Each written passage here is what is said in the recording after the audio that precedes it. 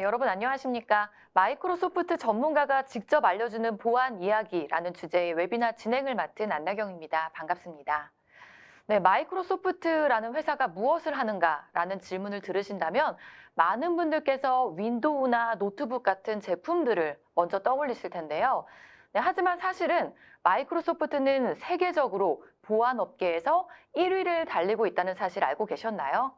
네, 그럼 도대체 마이크로소프트는 무슨 보안 제품을 가지고 과연 우리는 그것들을 어떻게 활용할 수 있을지에 대해서 전달하기 위해서 마이크로소프트 전문가분들을 직접 모셔봤습니다. 네, 오늘 웨비나는 각 세션이 끝난 이후에 간단한 Q&A 시간도 있을 예정입니다. 네, 세션에 다루지 않은 그 외에 궁금한 점들은 시청자 여러분들께서 웨비나가 진행되는 동안에 채팅창을 통해서 질문을 주시면 답변을 드리도록 하겠습니다. 네, 그리고 웨비나에 참여를 하시고 설문을 작성을 해주신 분과 좋은 질문을 남겨주신 분을 저희가 추첨을 해서 경품도 보내드리니 많은 참여 부탁드리겠습니다. 자, 그럼 마이크로소프트 전문가가 직접 알려주는 보안 이야기, 오늘의 웨비나를 시작해 보겠습니다. 네, 첫 번째 세션은 주병태님께서 AI 시대에 어떻게 데이터를 보호할 것인가에 대해서 설명을 해주실 예정입니다. 네, 안녕하십니까? 네, 발표 안녕하세요. 부탁드리겠습니다. 네, 안녕하세요. 저는 한국 마이크로소프트 보안 솔루션 기술 매니저 주병태입니다. 제가 오늘 소개해드릴 제품은 DSPM4AI라고 해서 AI용 데이터 보안 태세 관리라는 제품입니다. 조직에서 AI를 도입을 하셨거나 이제 앞으로 도입하실 계획이 있으시다면 관리자분들은 이러한 이제 궁금증들을 가지실 텐데요. 먼저 우리 조직에서 지금 사용되고 있는 AI가 어떤 것들이 있는지, 그리고 사용이 되고 있다면 누가 언제 어떻게 사용하고 있는지, 그리고 조직에서 조심스럽게 다루어져야 되는 이제 기밀정보 데이터라든지 개인정보 데이터들이 이러한 AI 상호작용에서 무분별하게 이용되고 있지는 않은지, 이러한 이제 다양한 가시성을 이제 얻기를 원하실 겁니다. 그리고 데이터 오버쉐어링, 데이터 과다 공유에 대한 식별이 굉장히 중요해지고 있습니다.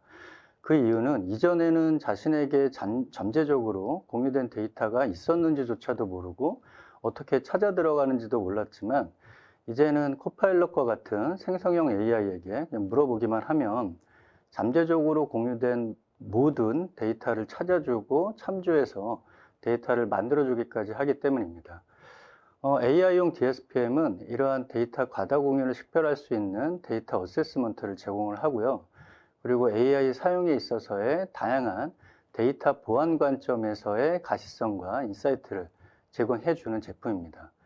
그래서 이제 관리자들은 보여지니까 이제 보호하기가 쉽겠죠. 그래서 조직의 데이터 보안에 대한 취약점을 빠르게 파악할 수 있고 다양한 이제 정책들로 보호할 수 있게 도와주는 제품이 AI용 DSPM이다 라고 이해를 하시면 되겠습니다. 몇 가지 사전 작업을 하고 난 다음에 접속을 하시게 되면 이제 이러한 대시보드를 보실 수가 있으실 텐데요. 먼저 조직에서 어떤 AI들이 사용되고 있고 그 AI의 사용량 증가 추이를 이제 확인할 수가 있습니다. 왼쪽 편은 마이크로소프트 코파일럿 제품군 영역이고요. 이 오른쪽 편은 서드파티 AI 솔루션 영역들입니다.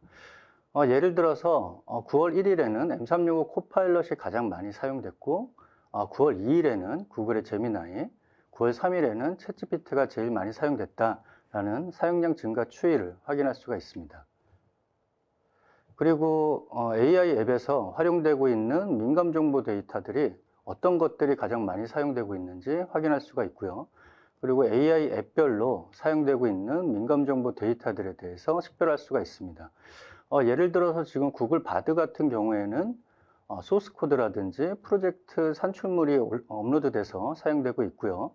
그리고 챗GPT 같은 경우에는 민감 정보 데이터, 개인 정보 데이터들, 뭐 주민등록번호라든지 아니면 신용카드 번호가 포함된 데이터가 지금 이용되고 있다라는 것을 확인할 수가 있습니다. 네, 또한 마이크로소프트 퍼뷰의 커뮤니케이션 규정 준수 솔루션하고도 연동이 되기 때문에 코파일럿이 부적절하게 하거나 이제 비윤리적으로 사용되고 있지는 않은지 모니터링 할 수가 있습니다. 예를 들어서 워드 코파일럿 경우에는 사용자를 비방하거나 욕설이 포함된 비윤리적으로 활용되고 있다는 것을 알 수가 있고요. 팀즈 코파일럿 같은 경우에는 개인적, 금전적 이득을 취하기 위해서 부적절하게 지금 활용되고 있다는 것을 식별할 수가 있습니다. 또한 마이크로소프트 퍼뷰의 내부자 위험관리 솔루션하고도 연동이 되기 때문에 내부자 보안 점수가 높은, 그러니까 한마디로 보안이 취약한 사용자가 어떠한 AI 앱을 가장 많이 사용하고 있는지 식별할 수가 있습니다. 이러한 대시보드를 제공하기 위해서는 디바이스에서 제공되는 이제 AI 앱에 대한 사용자 행위에 대한 로그를 필요한데요. 이 역할을 해주는 것이 바로 디펜더입니다. 그래서 디바이스 온보딩이라고 하는 것이 필요합니다. 이 온보딩이라고 하는 용어는 쉽게 말씀드리면 디바이스에 있는 디펜더를 우리 클라우드 테넌트하고 연결시켜주는 작업입니다. 그래서 디바이스에서 일어나는 어떤 행위에 대한 로그들을 테넌트로 전송을 시켜주고요. 또 반대로 관리자가 테넌트에서 어떤 정책을 적용하게 되면 이 디펜더가 내려받아서 사용자의 행위를 차단하거나 이제 허용하거나 하는 액션을 취할 수 있게 되는 겁니다. 마이크로소프트는 다양한 방식으로 이런 디바이스 온보딩을 제공을 하는데요. 예를 들어서 사용자가 수동으로 스크립트를 실행해가지고 온보딩 시킬 수도 있고요. 그리고 AD에 이제 조인된 디바이스라든지 아니면 인튠에 등록된 디바이스 같은 경우에는 관리자가 강제적으로 AD GPO 정책이라든지 인튠 정책을 통해 가지고 강제적으로 온보딩을 시킬 수 있는 방법을 또 제공하고 있습니다. 그 밖에도 이제 MECM 같은 온프레미스 배포 솔루션을 사용하는 환경이라면 또 이를 통해서 또 온보딩 할 수 있는 방법을 제공하고 있습니다. 또한 이제 엣지 브라우저에서는 이제 별도 익스텐션이 필요 없지만 크롬이라든지 파이어폭스에서는 민감 정보 데이터에 대한 클라우드 업로드 그리고 복사 붙여 넣어지는 것을 모니터링하고 제어하려면 마이크로소프트 퍼뷰 익스텐션이 필요합니다. 인튠 정책을 통해 가지고 퍼뷰 확장 프로그램을 배포할 수가 있겠습니다. 자, AI용 DSPM의 활동 탐색기에서는 AI를 어떻게 이용하고 있는지 좀 더 상세한 정보를 확인할 수가 있습니다. 예를 들어서 코파일럿 스튜디오로 만든 세일즈 어시스턴트라는 챗봇에서 사용자가 어떠한 프롬프트를 입력을 했고 또 어떠한 응답을 받았는지 상호작용에 대한 프롬프트 내용을 확인할 수가 있습니다. 현재는 마이크로소프트 코파일럿 제품군에 대해서 이러한 이제 상호작용 프롬프트를 탐지할 수 있지만 앞으로는 서드파티 AI 앱에 대해서도 상호작용 프롬프트를 모니터링 할 수 있게 개발 중에 있습니다. 그 밖에도 민감한 데이터들에 대한 다양한 활동 내용들을 확인할 수가 있습니다. 예를 들어서 모나라는 사용자가 신용카드 번호가 포함된 민감한 파일을 구글 바드에 업로드했다라는 것을 확인할 수가 있습니다. 이렇게 AI 사이트, 어떤 AI 사이트에 방문했는지, 그리고 AI를 어떻게 사용했는지, 그리고 어떠한 민감 정보 데이터가 검출되었고 어떠한 DLP 정책과 또 일치를 했는지 확인할 수가 있습니다. 자, 이렇게 가시성을 얻은 이후에는 관리자는 보안이 취약한 앱에 대해서 사용하지 못하도록 제어하는 것이 필요한데요. 이때는 마이크로소프트 디펜더, 클라우드 앱스의 클라우드 디스커버리 기능을 활용할 수가 있습니다. 예를 들어 빙책 같은 경우에는 보안 점수가 10점인 이제 안전한 앱임을 확인할 수가 있고요. 142명의 사용자가 20메가 정도의 네트워크 트래픽을 사용해서 이 AI 앱을 사용하고 있다는 것을 확인할 수가 있습니다. 반대로 브레임워크라는 앱은 보안 점수가 3점인 취약한 앱임에도 불구하고 14명의 사용자가 해당 앱을 사용하고 있다는 것을 알 수가 있겠습니다. 자, 마이크로소프트는 다양한 ISO 규정 준수 그리고 보안 및 법률 전반에 걸쳐서 다양한 위험성 평가를 통해 수많은 앱들의 보안성 점수를 제공하고 있습니다. 마이크로소프트는 400개 이상의 AI 앱에 대해서 이러한 모든 보안성 검토를 통한 위험 평가를 제공하고 있습니다. 자, 이렇게 보안이 취약한 앱으로 파악된 앱인 경우에는 관리자는 바로 차단 설정을 할 수가 있고요. 그렇게 되면 사용자가 해당 AI 앱에 접속을 하려고 하면 이렇게 차단되는 것을 보실 수가 있겠습니다. 자, 이렇게 보안이 취약한 하이 리스크 앱, 그리고 보안 점수가 높지만 민감 정보 데이터는 사용되지 못하게 하고 싶은 로우 리스크 앱, 그리고 민감 정보 데이터도 AI에 활용될 수 있게 하는 엔터프라이즈급 AI 앱 등으로 이렇게 보안 등급별로 구분해서 각각에 맞는 정책을 설계하시는 것이 좋습니다. 이전에 보셨듯이 보안이 취약한 하이리스크 앱의 경우에 이제 사용되지 못하게 바로 차단을 시키고요. 로우 리스크 앱의 경우에는 이렇게 왼쪽에 보이는 기밀 프로젝트 데이터와 같은 민감 정보 데이터를 복사해서 이제 챗 GPT 같은 로우 리스크 앱에 붙여넣기 해서 이용되는 것을 엔드포인트 DLP 정책으로 차단시킬 수가 있습니다. 그리고 M365 코파일럿과 같은 엔터프라이즈급 AI 앱 경우에는 모든 민감 데이터가 이제 사용되도록 허용하되 퍼뷰를 통한 데이터 보안에 대한 기반을 만들고 AI 워크로드로 확장시키는 것이 필요하겠습니다. 먼저 권한관리 체계를 확립하고 기밀 프로젝트 자료들은 관련자들만 접근할 수 있도록 보호해야 합니다.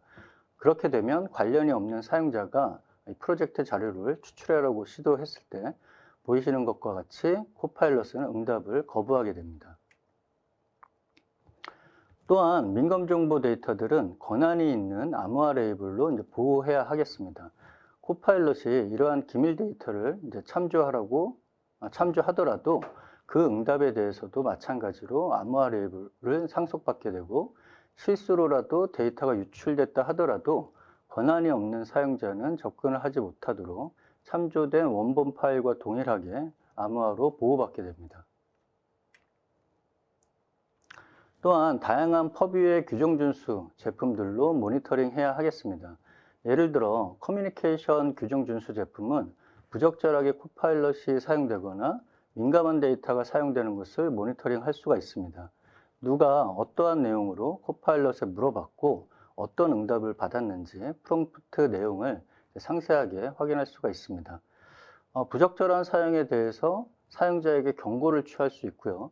또 소송 보존을 위해서 이 디스커버리를 통한 법적 조사로 이어지게 할 수가 있습니다. 커뮤니케이션 규정 준수는 익스체인지나 팀즈 그리고 비바 인게이지 같은 커뮤니케이션과 관련된 앱만 지원됐지만 이제는 마이크로소프트 코파일럿 제품군들과 그리고 챗GPT 엔터프라이즈와 같은 엔트라 아이디가 연동된 엔터프라이즈급 AI 앱 그리고 MDCA의 생성형 AI 목록에 있는 타사 AI 앱 등에서도 더 많은 생성형 AI 앱들도 이제 포함되게 확장되었습니다. 이디스커버리 프리미엄에서는 증거 수집으로 상호작용 프롬프트 내용뿐만이 아니라 코파일럿이 참조한 데이터를 다운로드할 수가 있고요. 다양한 법적 조사 기능들을 활용할 수가 있고 소송을 위해서 삭제되지 않도록 법적 보존을 설정할 수가 있겠습니다. 자, 다음으로는 데이터 과다 공유를 식별할 수 있는 데이터 어세스먼트에 대해서 알아보겠습니다. 서두에서도 말씀드렸듯이 데이터 오버쉐어링에 대한 식별이 중요해지고 있습니다. 특정 대상자 또는 모든 사용자의 원드라이브, 그리고 특정 쉐어포인트나 모든 쉐어포인트를 대상으로 데이터 평가를 실행할 수가 있고요. 이러한 결과 레포트를 이제 확인할 수가 있습니다.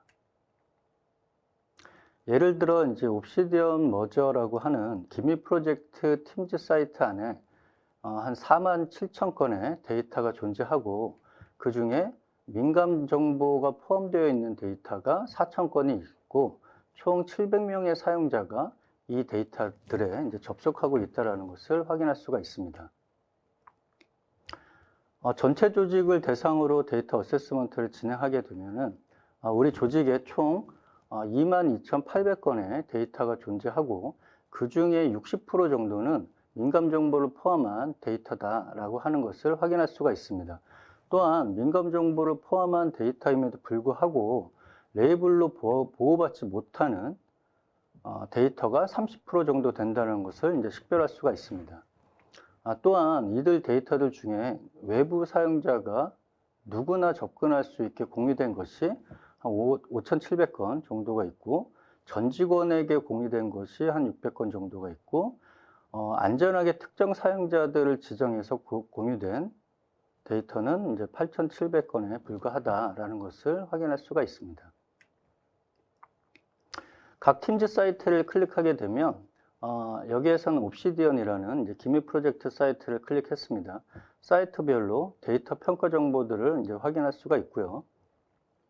보호 탭을 이제 클릭하게 되면 다양한 보안 가이드를 이제 스텝 바이 스텝으로 제공하고 있습니다. 예를 들어서 M365 코파일럿이 참조 못하게 이제 DLP 정책을 생성하는 방법부터 아예 특정 팀즈 사이트를 코파일럿이 참조하지 못하게 막는 파워쉘 스크립트 가이드를 제공하고 있습니다.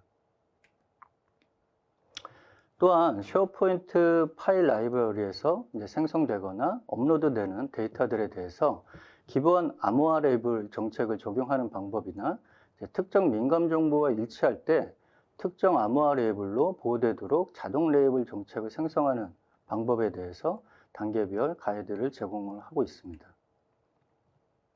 앞으로는 여기에서 바로 특정 암호화 레이블을 선택해서 코파일럿이 참조하지 못하도록 하는 M365 코파일럿 DLP 정책을 바로 만들 수 있게 제공될 예정입니다.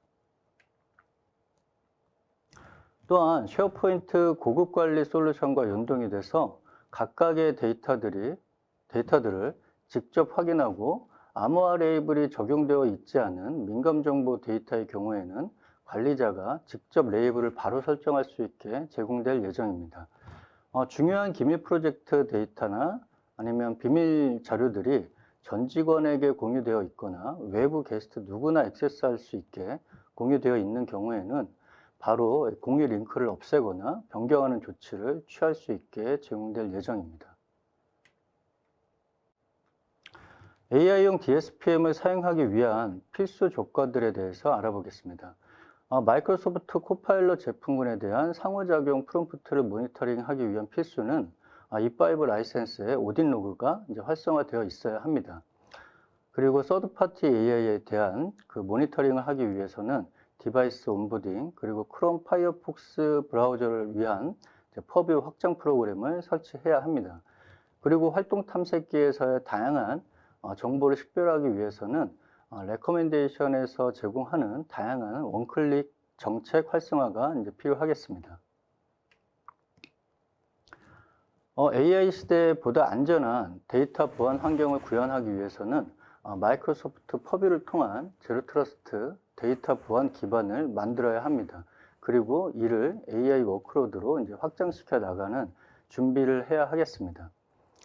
아직까지 데이터 보안 기반이 준비되지 않으셨다면 지금 바로 퍼뷰를 통한 데이터 보안 및 규정 준수 여정을 시작하셔야 하겠습니다. 네, 지금까지 AI용 DSPM에 대해서 소개해드렸습니다. 감사합니다. 네, 이렇게 첫 번째 세션인 AI 시대에 어떻게 데이터를 보호할 것인가에 대해서 들어봤는데요. AI에 대한 관심이 높은 만큼 해당 주제에 대한 시청자들의 궁금증이 많을 것으로 생각이 됩니다. 네, 궁금하신 점은 댓글창으로 남겨주시면요. 마이크로소프트 담당자분들께서 직접 답변을 달아주실 예정입니다. 그리고 저도 몇 가지 질문이 있는데요. 질문 드려보도록 하겠습니다. 조직이 E3 라이선스를 사용하는 환경인데 M365 코파일럿에 대한 상호작용 프롬프트를 모니터링할 수 있나요? 답변 부탁드리겠습니다. 네.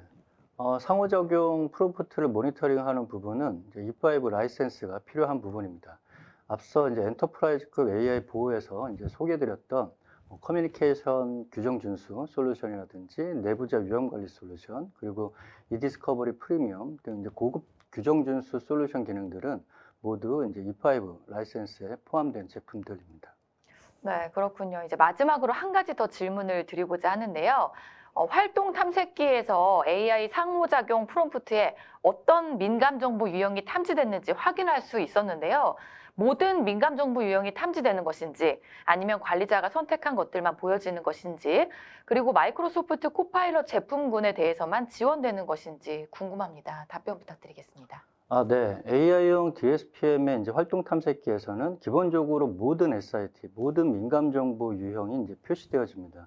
하지만 관리자는 이제 좀 더 집중하고자 하는 민감 정보 유형을 이제 선택적으로 설정할 이제 필요도 있을 텐데요. 이를 위해서 이제 AI 상호작용에서 특정 민감 정보 유형만을 모니터링하기 위한 이제 선택적으로 수집되게 하는 수집 정책이 로드맵으로 개발 중에 있습니다. 또한 상호작용 프롬프트 모니터링 기능은 현재는 마이크로소프트 코파일럿 제품군들에 대해서만 지원이 되고 있습니다. M365 코파일럿, 그리고 M365 코파일럿 챗, 그리고 코파일럿 스튜디오로 만든 챗봇, 그리고 엔트라 아이디와 연계되는 챗GPT 엔터프라이즈에 대해서 제공되고 있지만 이제 서드파티 AI 앱에 대해서도 제공되도록 개발 계획을 가지고 있습니다. 네, 답변 감사드립니다. 네, 발표자이신 주병태님의 AI 시대, 어떻게 데이터를 보호할 것인가에 대한 강의 잘 들어봤습니다. 고생 많으셨습니다. 네, 두 번째 세션은 보안 아키텍터이신 하석현님의 세션이 준비가 되어 있는데요. 네, 석현님께서는 보안 업무의 혁신을 위한 부조정사이시죠. 네, 시큐리티 코파일럿에 대해서 설명을 해주실 예정입니다. 굉장히 기대되는데요. 발표 부탁드리겠습니다. 네, 안녕하세요. 저는 한국 마이크로소프트에서 보안 아키텍처로 있는 하석현입니다. 네, 이번 시간에는 제가 그 생성형 AI를 통해서 저희가 보안의 업무를 어떻게 혁신할 수 있는지에 대한 얘기를 해보려고 합니다. 네, 먼저 아젠다로는 왜 생성형 AI를 보안에 적용을 했는지에 대한 배경을 간단하게 말씀을 드리고요. 그 다음에는 시큐리티 코파일럿이 어떻게 구성되어 있는지 그리고 기본 기능이 무엇인지 살펴볼 예정이고요. 그 다음에 이것을 어떻게 더 확장해서 더 다양한 용도로 쓸 수 있을지에 대해서 얘기해 볼 예정입니다. 네, 먼저 왜 생성형 AI를 보안에 적용을 했는가 살펴보도록 하겠습니다. 이미 AI라는 것이 보안에 여러 형태로 적용이 되어 왔어요. AI라는 것 자체가 주는 이점이 있기 때문인데요. 이미 대부분 아실 내용일 것 같긴 하지만 AI가 저희를 대신해서 좀 더 효율적으로 업무를 처리해주는 부분이 꽤 많습니다. 그리고 업무 자체를 좀 빠른 속도로 진행을 해줄 수 있는 부분도 있고요. 그리고 보안이라는 것 자체를 보시면 엄청난 데이터 속에서 의미 있는 무언가를 찾아내야 되는 작업이다 보니까 그 대량의 데이터를 처리하는 데도 있어서 뭔가 도움을 줄 수 있어 왔습니다. 그래서 여러 보안 솔루션들의 AI라는 것이 적용되어 왔었지만 마이크로소프트도 마찬가지로 엔트라 아이디의 예를 들어서요. 엔트라 아이디의 프로텍션 기능을 보시면 불가능한 이동 그리고 일반적이지 않은 로그인 속성 이런 것들을 잡아내 줄 수가 있어요. 저 기준 자체가 모호하긴 하지만 사람이 봤을 때 그냥 의심되는 정도로 끝날 수 있었던 것을 이 AI라는 걸 통해 가지고 실제 문제가 있다 한번 더 들여다봐라 라는 식으로 알려줄 수 있었던 게 있고요. 퍼뷰 데이터 솔루션이 있는데 그쪽에서도 트레이너블 클래시파이어 그리고 인사이더 리스크 매니지먼트와 같은 기능으로 머신러닝 기능 그리고 AI 기능을 통해 가지고 좀 더 다양한 컨텐츠를 잡아내 줄 수 있고 의심스러운 행위들을 탐지해 주는 그런 기능들도 이미 적용되어 왔습니다. 뿐만 아니라 저희 디펜더에 해당하는 디펜더 5365, 디펜더 아이덴티티, 디펜더 엔드포인트, 나아가서 디펜더 XDR 이 레벨까지도 다양하게 행위자들의 의심스러운 행위를 분석한다라든지 그리고 의미 있는 얼럿들을 하나의 컨텍스트를 이루고 있는 인시던트로 병합을 해준다라든지 등과 같이 해서 여러 AI들이 적용되었던 것을 알 수 있습니다. 근데 이제 살펴봐야 될 것은 이미 AI가 이렇게 도움을 주고 있지만 여전히 해결되지 않고 있는 부분이 있다는 거예요. 왼쪽에 보이시는 것처럼 여러 보안 솔루션들이 있습니다. 네트워크, 엔드포인트, 메일 등등 해서 여러 카테고리에 여러 보안 솔루션들이 이미 쓰이고 있거든요. 그래서 저희가 이미 기업들 환경을 대충 예상을 했을 때 보통 보안 솔루션이 한 50개 이상 정도 쓰이고 있다고 보고 있는데요. 지금은 AI도 모델 자체, 그리고 AI 서비스 등과 같이 해서 공격 표면이 점점 늘어나고 있는 추세라 50개 그 이상 더 앞으로 추가할 것으로 일단 보고 있습니다. 그런 가운데에서 이 다양한 보안 솔루션들을 언제 다 검토를 하고 언제 다 학습을 해서 이것을 잘 운영할지 이런 부분은 정말 복잡한 일이라고 볼 수가 있을 것 같고요. 또 각각의 솔루션에서 발생되고 있는 그 로그들을 한 군데로 취합을 해서 또 그 이상의 의미 있는 데이터로 가공하는 그 과정 자체가 매우 또 힘들다고 보통들 많이 말씀을 하고 계세요.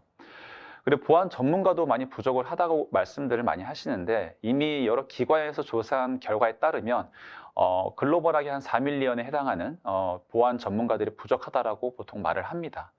근데 가만히 보면 저희가 주변에 보안하시는 분들 입장에서는 이미 대학생부터 해서 여러 보안 인력들이 충원되고 있는데 라고 또 생각을 하실 수도 있어요. 물론 보안이란 걸 넓게 봤을 때는 정말 다양한 직무들이 존재하는 것 같고요. 거기서 보안 컨설팅 또는 보안 영업 아니면 보안 개발, 연구 등등 다양한 업무들이 존재합니다. 그래서 대표적인 또 인기 많은 직무 쪽에는 사람들이 많이 모이고 있는 추세긴 하겠지만 여전히 이러한 문제가 발생하는 곳에서 하나하나 의미 있는 데이터를 찾고 그걸 초반에 대응을 하고 이런 어려운 일을 해야 되는 직무에는 사람들이 많지만은 않은 것 같습니다. 실제 최근에 만나보는 여러 기업에서도 짧게는 한 6개월 아니면 길게는 한 2, 3년 정도만 커리어를 쌓고 나서 바로 다른 곳으로 이직을 한다고 하더라고요. 그래서 실질적으로 조금 교육이 된 상태에서는 다 떠나기 때문에 결국 다시 신입을 뽑아서 학습을 하는 과정이 필요한 것 같아요. 그래서 결국에는 이 복잡한 솔루션들을 어떻게 운영할 것인가, 그리고 점점 줄어들고 있는 보안 전문가들을 어떻게 대체할 것인가라는 이런 고충에 대한 부분을 살펴볼 필요가 있을 것 같고요. 그 과정에서 생성형 AI가 어떻게 도움 줄 수 있을지를 고민해 볼 수 있게 된 겁니다. 간단하게 생성형 AI의 특징을 살펴보면요. 생성형 AI는 기존 AI랑은 조금 다르게 뭔가 의미 기반으로 작업을 수행해 줄 수 있는 부분이 있어요. 정보를 검색할 때, 추출할 때, 분류하는 이런 데에서 의미 기반으로 작업을 해줄 수 있다는 게 어떻게 보면 하나의 특징이 될 것 같고요. 두 번째로는 여기에 프롬프트 기반이라고 표현은 되어 있지만 뭔가 내추럴 랭귀지 또는 자연어 기반으로도 대화를 할 수 있는 형태로 또 수행을 해준다는 부분이 있죠. 거기서 나아가서 원하는 컨텐츠를 또 생성을 해줍니다. 아주 간편하게는 당연히 언어 아니면 특히 IT 쪽에서는 어떤 코드가 될 수도 있고요. 또 디자인 쪽에서는 이미지와 같은 형태로 컨텐츠를 생성해 줄 수 있죠. 그래서 이런 특징이 있다 보니까 이것을 어떻게 보안에 활용해 볼 수 있을지도 함께 생각해 볼 수가 있는데요. 보안 쪽에서는 많이 하는 작업들 중에 하나가 보안 상태를 확인한다라든지 또는 인시던트가 발현이 되면 그것을 빨리 이해한다라든지 어떻게 대응할지 대책을 세운다라든지 그리고 이미 여러 보안 솔루션에서 보안 정책을 내리시고 운영을 하실 텐데 이것들을 어떻게 기존 정책하고 문제가 안 되게끔 뭔가 비교를 한다라든지 여러 작업들을 하는 경우에도 쓰일 수가 있을 것 같아요. 그리고 쿼리문을 작성할 경우가 꽤 많습니다. 왜냐? 정말 수많은 데이터 속에서 원하는 데이터를 검색을 해야 되기 때문이죠. 그뿐만 아니라 스크립트, 코드 이런 공격성으로 들어오는 파일에 있는 언어들, 스크립트들을 한눈에 알아보기가 어렵거든요. 이런 쪽에서도 의도를 분석해 줄 수 있지 않을까? 이런 기반으로 생성형 AI를 보안에 적용해 볼 수 있을 거라고 생각이 됩니다. 근데 그러면 여기서 또 질문이 생길 거예요. 그럼 이미 상용 모델로 사용할 수 있는 여러 생성형 AI 서비스들이 많은데 왜 또 다른 게 필요하냐라는 질문이 있을 수 있는데 보안이라는 업무는 다른 업무들하고는 또 차이가 되는 것 중에 하나가 정말 신중하게 정확한 정보를 전달해야 된다는 거예요. 지금 악성이냐 아니냐, 공격이 터졌냐 안 터졌냐는 임팩트가 매우 큰 일이기 때문에 높은 정확도로 판단을 내려야 되기 때문인데 그만큼 아무 LLM 모델을 쓰는 게 아니라 검증되고 증명된 신뢰 있는 모델을 쓸 필요가 있다는 거죠. 그리고 또 다른 특징 중에 하나가 이 LLM이 다뤄야 될 데이터의 특징인 것 같아요. 데이터 안에는 계정과 관련된 거 또는 디바이스와 관련된 거 그 이외에 우리 회사의 기밀 자료와 관련된 것들이 주로 다뤄집니다. 그렇기 때문에 이 LLM 모델 자체가 누구나 들어가서 쓸 수 있는 그런 모델 그리고 거기다가 프롬프트를 던졌을 때 그 기업이 또다시 가공해가지고 모델을 학습할 때 쓰일 수 있는 그런 데이터 그렇게 간주될 수는 없는 거거든요. 따라서 프라이빗한 모델이 필요하다고 볼 수가 있을 것 같고요. 그리고 데이터라는 것 자체는 원타임성으로 한번 검색을 하고 대답을 받는 게 아니라 지난 6개월간의, 지난 1년간의 그 이상의 기간 동안의 맥락을 통해서 의미 있는 데이터를 찾아야 합니다. 그랬을 경우에는 그 모든 데이터를 한 번에 올릴 수도 없을 뿐더러 그 데이터하고 연결해주는 과정에서 중요한 데이터하고 연결을 하다 보니까 외부 LLM하고는 연결을 할 수가 없는 거죠. 따라서 이 목적에 따라서도 프라이빗한 모델이 필요하다는 게 저희가 판단한 내용입니다. 그래서 이러한 프라이빗 모델 기준으로 보안 업무에 어떻게 쓸 수 있을지를 고민한 결과 끝에 나온 게 시큐리티 코파일럿이라는 건데요. 시큐리티 코파일럿은 간단하게 먼저 살펴보면 지금 제일 위에 쪽에 지금 vectorsandarrows.com이라는 도메인이 주어지고요. 이거에 대한 평판을 질문을 합니다. 전혀 어려운 문구가 없죠. 그냥 대화하듯이 물어봅니다. 그러면 아래쪽에 있는 이미지처럼 약 몇 초간의 시간이 흐른 다음에 제가 원하는 대답을 받아볼 수가 있어요. 뭔가 의심스럽다, 아니다 이러한 대답을 받아보게 되는 거죠.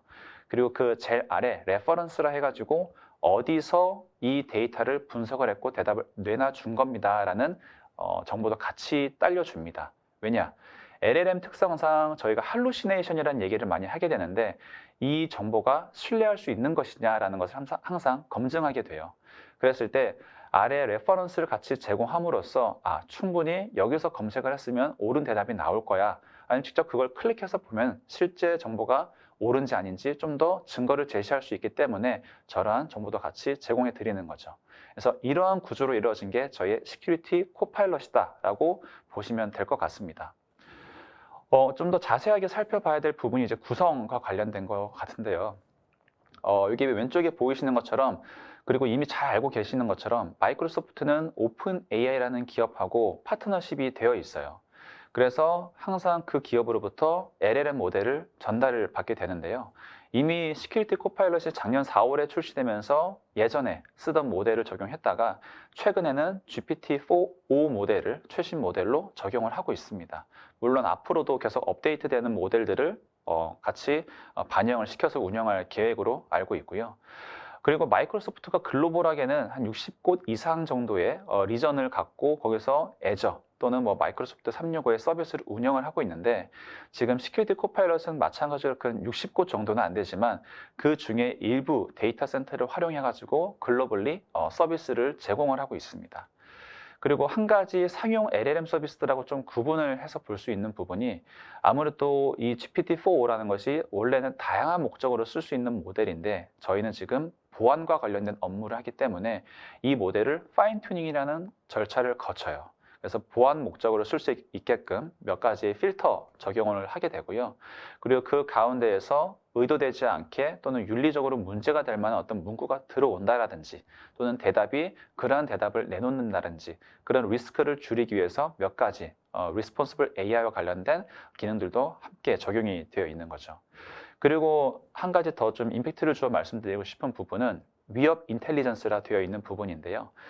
마이크로소프트는 아무래도 여러 레벨로 서비스를 운영하면서 수집하고 있는 위협 인텔리전스가 매우 많습니다. 그래서 최근에 업데이트된 내용을 보면 하루에 약 84조 개 이상의 시그널 기반으로 분석을 해서 위협 인텔리전스를 분석한다고 하더라고요.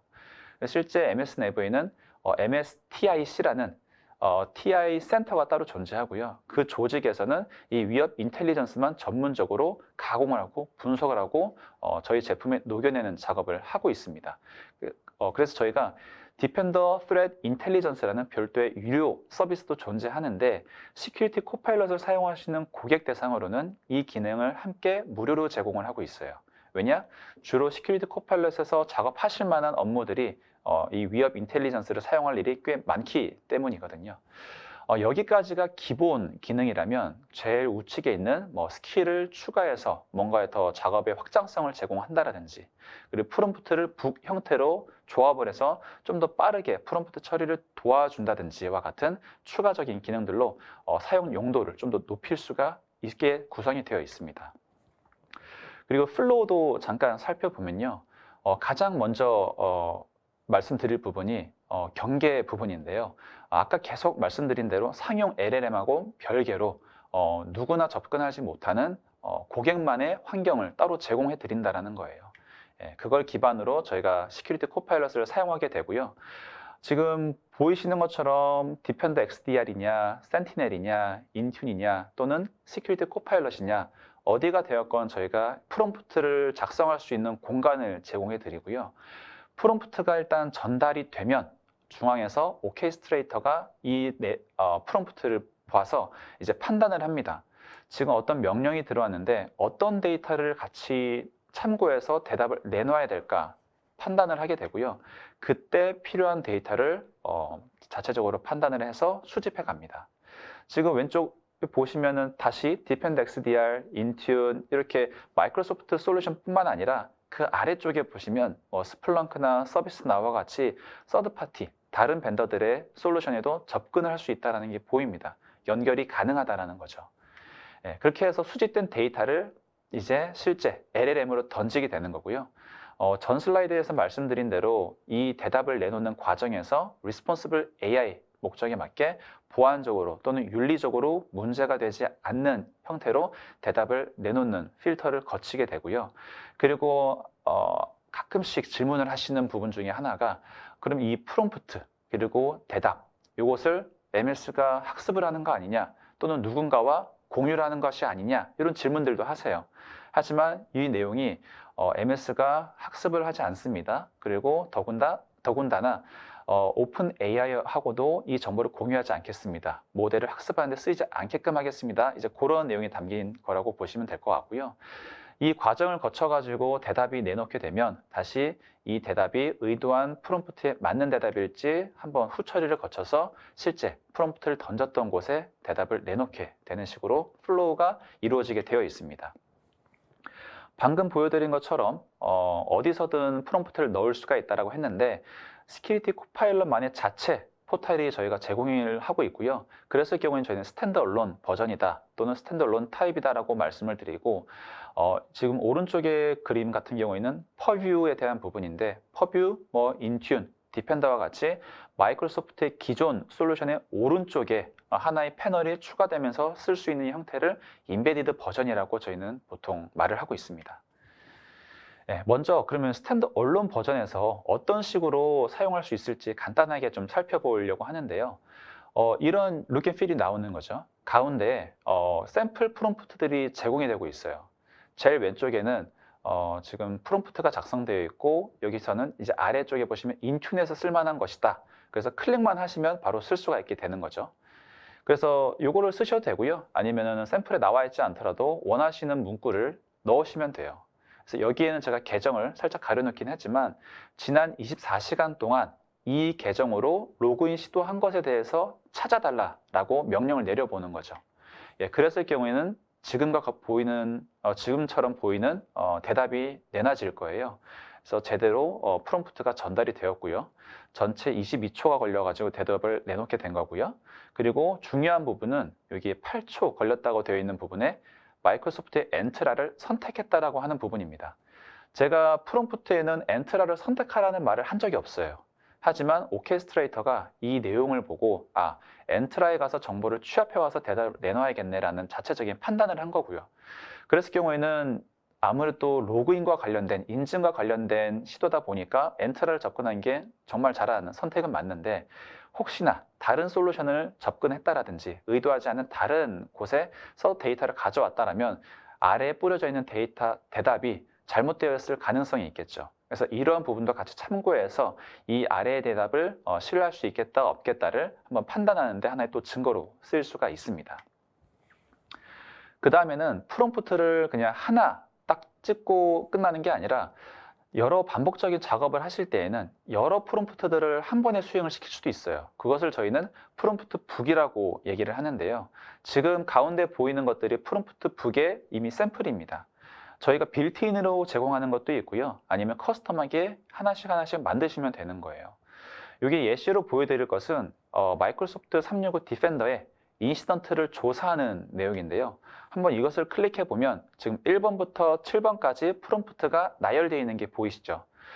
첫 번째 서머라이즈 디펜더 인시던트라는 부분은 뭔가 또 파라미터를 받을 수 있게끔 되어 있어요. 그 이유는 저기 디펜더 인스턴트 아이디라는 꺽쇠 가로가 보이실 텐데 저렇게 괄호를 쳐 넣으면은 변수를 받겠다라는 것이 의미를 넣고 있기 때문에 저렇게 꺽쇠가루를 넣으시건 필요 없으시면 빼시면 될 것 같습니다. 이 내용만 보면 전형적으로 많이 하시는 작업이 될 텐데 문제를 먼저 인식을 해야죠. 그랬을 때 관련되어 있는 어떤 문제들이 있는지 하나씩 들여다보고 실제 문제 있는 것을 해결하는 식으로 작업을 하실 거예요.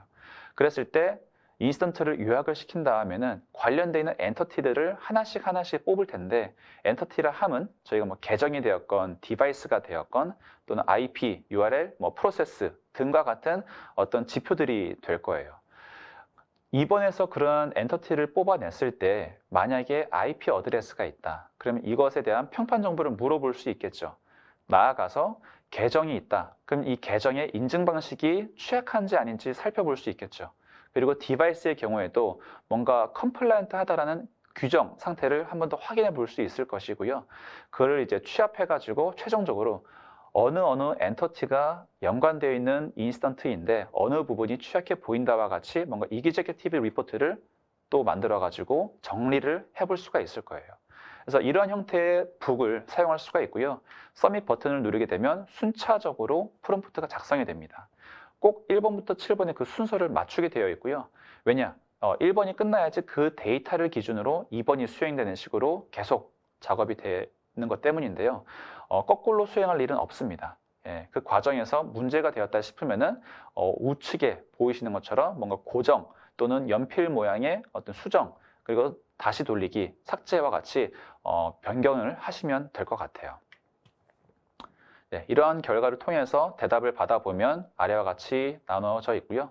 아까와 마찬가지로 또 여기 지금 MFA 뭐 활성화되었는지 인증 방식이 어떻게 되었는지 알아보라라는 질문이 던져졌기 때문에 엔트라 쪽을 잘 참조한 것을 확인을 하실 수가 있습니다. 네, 그러면 이제 이번에는 인베디드 버전을 보실 건데요. 지금 우측에 보이시는 것처럼 이미 또 샘플 프롬프트가 나와 있고 아래쪽에는 제가 원하는 프롬프트를 작성할 수 있도록 블랭크가 보여 있습니다. 여기서는 그냥 바로 두 번째 애널라이즈라 써 있는 부분처럼 지금 그룹이 몇 개냐 이제 이런 것을 엔트라 쪽에 바로 직접적으로 물어볼 수도 있어요. 하지만 여기 가운데 쪽을 보시면요. 지금 조건부 액세스 최적화 뭔가 에이전트 그리고 우측 아래 살짝 보시면은 New Agent Suggestion 이런 식으로 뭔가에 내가 작업한 건 아니지만 AI의 도움을 받은 어떤 문구들이 포함되어 있습니다. 저희가 에이전트라는 것은 어떻게 보면 제일 따끈따끈한 추가된 기능 중에 하나인데요. 에이전트는 어떻게 보면은 또 이 코파일럿이 데려온 또 다른 부조종사 내지 코파일럿의 인턴 또는 뭐 이제 그런 추가적인 존재라 보시면 돼요. 그리고 단순히 어떤 행위만 해주고 끝나는 게 아니라 계속 학습을 해서 더 똑똑해지는 그런 존재라고 보시면 될 텐데, 즉 검정색으로 태깅이 되어 있는 것들은 지금 상황을 보아하니 추가적인 조건부 액세스 정책이 필요한 것 같다. 이것을 검토하라라는 태깅이고요. New Suggestion 같은 경우에는 지금 눌러보면요. 모든 사용자들은 디바이스의 컴플라이언스 조건을 검사받고 액세스를 하도록 정책을 부여받고 있지만 지금 새로운 사람 한 사람은 이 정책에서 적용받지 않고 있다. 얘도 해야 되는 것이 아니냐. 이제 이러한 제한을 주는 거예요. 좀 더 보안 목적에 맞게끔 안전한 제한을 주는 거죠. 그랬을 때 이 내용이 맞으면 바로 클릭으로 Apply Suggestion을 하시면 되는 거고요. 지금 어떤 배경에서 이런 제한을 준 것인지 아니면 이것은 테스트 목적으로 갖고 있는 거기 때문에 적용 안 해도 되는 것인지 이런 판단을 하기 위해서는 오른쪽에 있는 버튼이나 그 아래 버튼을 통해서 자세한 내용을 더 들여다볼 수가 있게 됩니다. 이런 식으로 에이전트를 추가적으로 쓸 수 있다는 게 하나의 또 새로운 기능 중에 하나가 될 것 같고요. 또 다른 인베디드 버전으로는 여기 인튠에서도 또 쓸 수가 있습니다. 여기서는 또 여기 블루투스, 또 아래 마이크로소프트 어카운트 이런 각각의 정책 항목들이 있는데 우측에 보시면 코파일럿 아이콘이 작게 옆에 계속 딸려다닌다는 것을 확인할 수가 있습니다. 우측에서 그냥 프롬프트만 작성하는 식으로 쓸 수도 있지만 왼쪽에 보이시는 것처럼 그 버튼 하나하나 클릭을 하시면 원래 같았으면 웹브라우저에 들어가서 이게 어떤 역할을 수행하는 것인지 하나하나 검토를 했었어야 됐다라면 이 버튼 클릭 하나로 이 기능을 적용하고 안 했을 경우 어떤 임팩트가 있다라든지 어떤 내용을 선택하셔야 된다라든지에 대한 기본 디테일을 오른쪽에 정보를 제공해줘요. 이런 식으로 빠르게 이해를 돕는 용도로 코파일럿을 쓰실 수도 있고요. 다른 목적으로는 이미 만들어져 있는 정책이 있다라고 했을 때 이 정책이 어떠한 것인지 서머라이즈를 시킬 수 있을 뿐더러 이 정책이 사용자한테 어떤 영향을 끼치는지도 물어볼 수가 있어요. 왜냐? 정책이라는 것은 계속 앞으로 하나씩 추가될 텐데 기존 정책하고 또 충돌도 안 생겨야 되고 특히나 인튠 같은 경우는 사용자의 환경에 영향을 주는 것이다 보니까 이런 부분은 체크할 수밖에 없거든요. 예, 그래서 이런 목적으로도 쓸 수 있다로 이해해 주시면 될 것 같습니다. 예, 또 다른 인베디드 버전 중에 하나는 저희 디펜더에서 쓸 수 있는 건데 보통 저희가 얼럿 그리고 인스턴트 이 관계를 보면 유의미한 얼럿이 한 개 이상 뭉쳐가지고 하나의 공격 패턴을 이루고 있다라고 했을 때 저희가 인스턴트를 탐지해 줍니다. 이 경우도 지금 41개의 얼럿이 묶여가지고 하나의 인스턴트를 발생시킨 거고요. 그랬을 때 인스턴트 내용이 워낙에 많다 보니까 요약해서 보게 되면 좀 더 빠르게 이해할 수 있게 됩니다. 그래서 우측과 같이 인스턴트 요약을 시킬 수도 있고요. 그래서 언제부터 언제까지 발생한 내용이고 여기에 누가 연루되어 있으며 어느 상황이다와 같은 것들을 한눈에 알아볼 수 있게 제공해 드리고요. 그 아래쪽에 보시면 가이디드 리스폰스라 해가지고 원래는 이런 인스턴트가 발생이 되면 가장 대표적으로 먼저 false positive인지 트리아지를 먼저 수행을 하시죠. 그리고 바로 대응할 수 있는 초반 대응들은 하실 겁니다. 그 다음에 이 인스턴트가 얼마만큼의 스코프를 갖고 있는지 하나하나 조사를 하신 다음에 최종적으로 리스폰스를 하시는 반복적인 절차를 거치시게 되는데 각각의 절차에서 심플하게 해결할 수 있는 것들을 저렇게 카드 형태로 뭔가 바로 수행할 수 있는 버튼들을 제공해 드려요. 우측의 아래쪽에는 컨테인먼트에 뭔가 디바이스를 아이솔레이션 시킨다와 같은 내용들이 포함되어 있고 버튼 클릭 하나로 초반 대응을 빠르게 수행할 수 있게 되고 제가 이 인시던트를 담당하고 있는 사람이다. 그러면 어떤 순서로 어떤 작업을 해야 될지 빠르게 인사이트를 얻을 수 있게 되는 겁니다. 이뿐만 아니죠. 공격에는 머려 기반으로 이루어지는 공격도 있지만 뭔가 스크립트 기반으로 이루어지는 공격도 있어요. 그러면은 빨간 박스 안에 있는 것처럼 스크립트가 나열되어 있고요. 이것을 이해해야지 공격자가 어떤 공격을 하려고 하는 것이다와 같이 분석을 하는 작업이 필요합니다. 지금 파워쉘 스크립트도 얼마든지 복잡하게 꼬우면 꼬을 수 있는 거기 때문에 이 분석하는 과정만 해도 꽤 수분, 오랜 시간이 걸리게 돼요. 그런데 이것을 Analyze 버튼 한 번을 클릭해가지고 우측에 각 라인마다 이 각각의 코드가 어떤 수행을 하는지, 어떤 의도를 갖고 있는지를 한눈에 이해할 수가 있고요. 또 중간중간에 마이터의 테크닉을 연동시켜가지고 이 전체 프로세스 중에서 어느 프로세스에 해당하구나와 같은 것들을 이해할 수 있게끔 도움을 드리는 부분도 있습니다. 예, 마찬가지로 DLP 쪽, 저희 퍼뷰 쪽에서도 마찬가지로 쓸 수가 있고요. 지금 우리 환경에 적용되어 있는 DLP 정책들에 대해서 알려줘. 그러면 어떤 정책이 있는지 알려줄 수도 있고요. 우리 환경에서는 지금 크레딧 카드 넘버 이런 어떤 중요 문구가 있는데 이런 문구를 DLP 정책으로 관리하는 게 있어? 설마 안 되고 있으면 새로 정책을 내야 되잖아요. 그렇기 때문에 이런 질문을 통해서 충분히 관리가 되고 있는지도 물어봐서 확인하는 용도로 쓸 수도 있고요.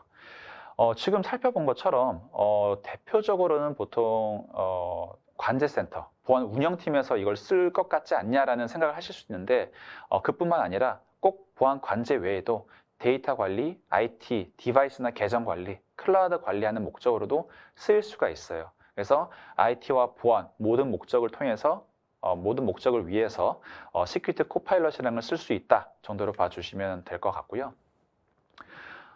아까 컨디셔널 액세스 쪽에서 말씀드린 거지만 에이전트라는 게 저희가 꼭 그 조건부 정책을 최적화한 용도로만 쓸 수 있는 게 아니라 지금 가운데 보이시는 것처럼 피싱 트리아지 또는 얼럿 트리아지 또는 뭐 취약점 관리 또는 위협 인텔리전스 요약 이런 목적으로도 저희가 에이전트를 쓸 수 있게끔 제공을 하고 있고요.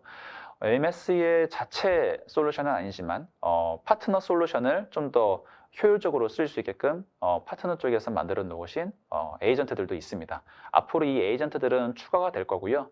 아까 말씀드린 대로 이 에이전트 자체가 계속 똑똑해지는 것이다 보니까 이 에이전트들이 내놓는 결과값이나 어떤 제한값들이 더 똑똑해질 거라고 함께 생각해 주시면 될 것 같습니다. 여기까지가 해서 시큐리티 코파일럿이 기본적으로 갖고 있는 기능들이라 하면 어떻게 이것을 확장해서 더 다양한 용도로 써볼 수 있을지 잠깐 살펴보려고 하는데요.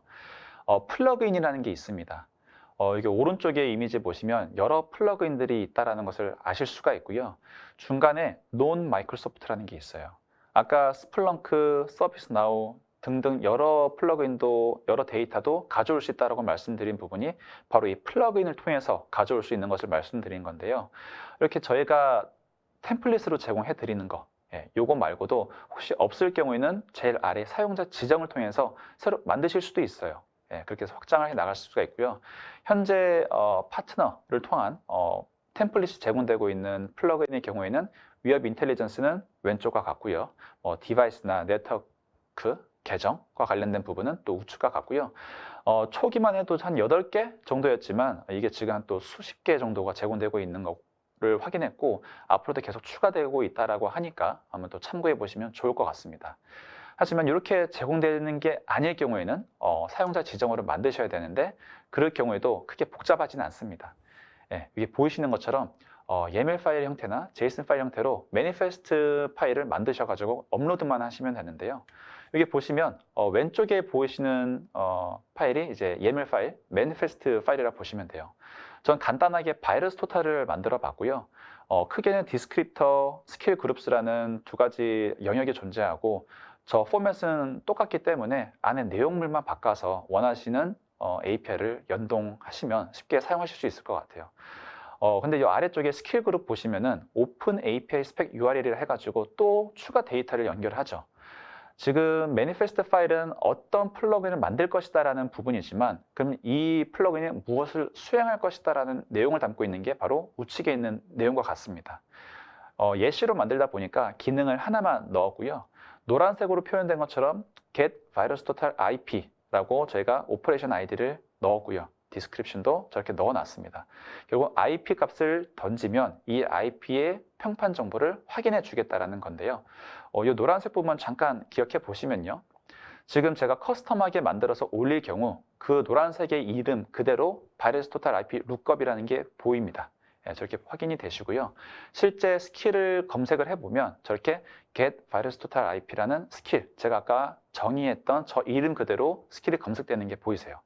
저걸 클릭하면 아까 제가 구현해 놓은 곳에는 따로 프롬프트를 더 받지 않고 그냥 파라미터로 IP만 던지면 수행을 하겠다라는 식으로 구현을 했기 때문에 IP만 넣으시면 목적에 맞게끔 virus total IP lookup이라는 플러그인을 선택했다라는 부분이 가운데 초록색으로 보이고요.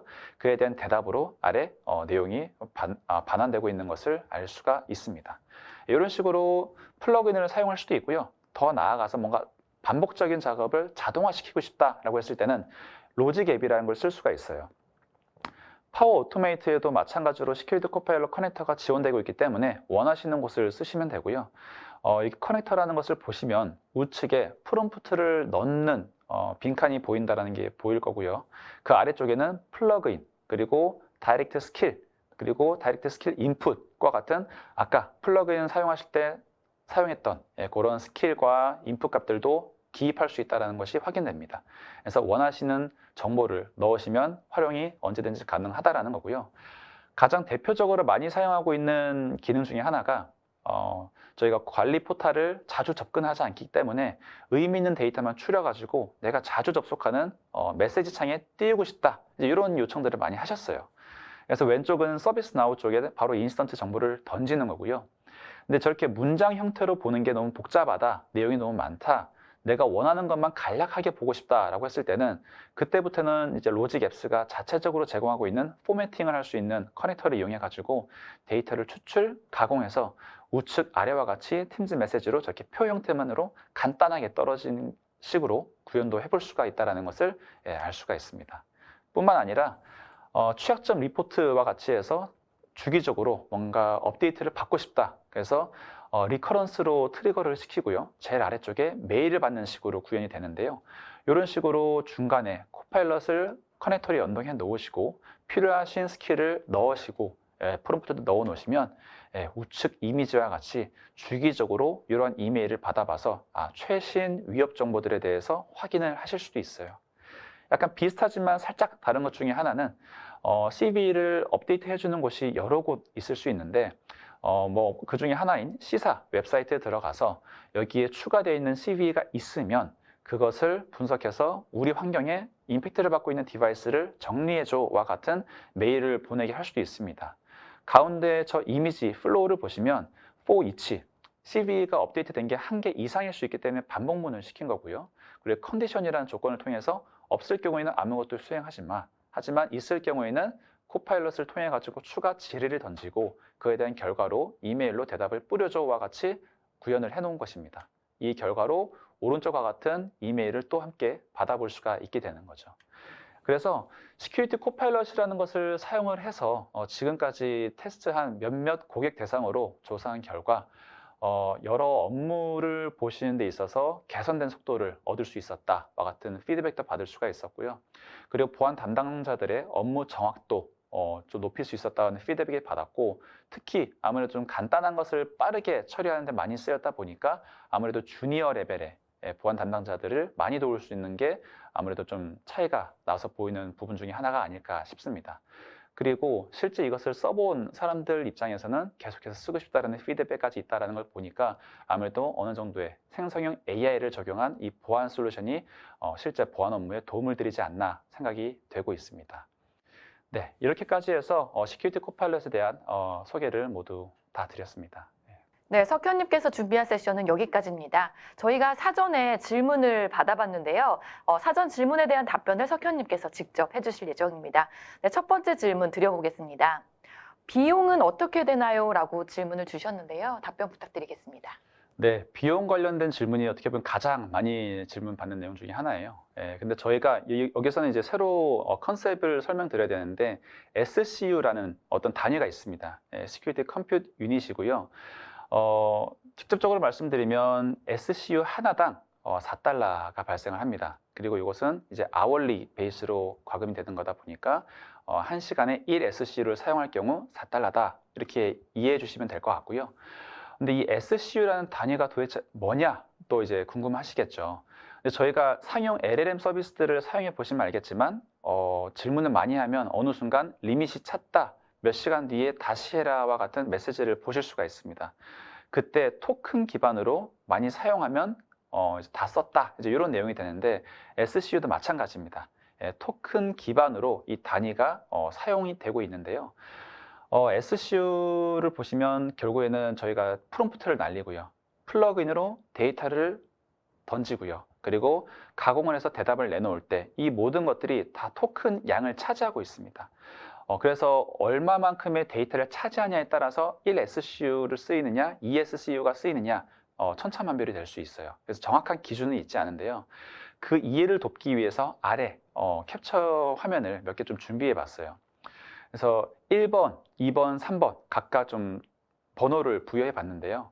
왼쪽에 보이시는 게 사용자 이제 사용량을 모니터링하는 또 시스템이 같이 제공되거든요.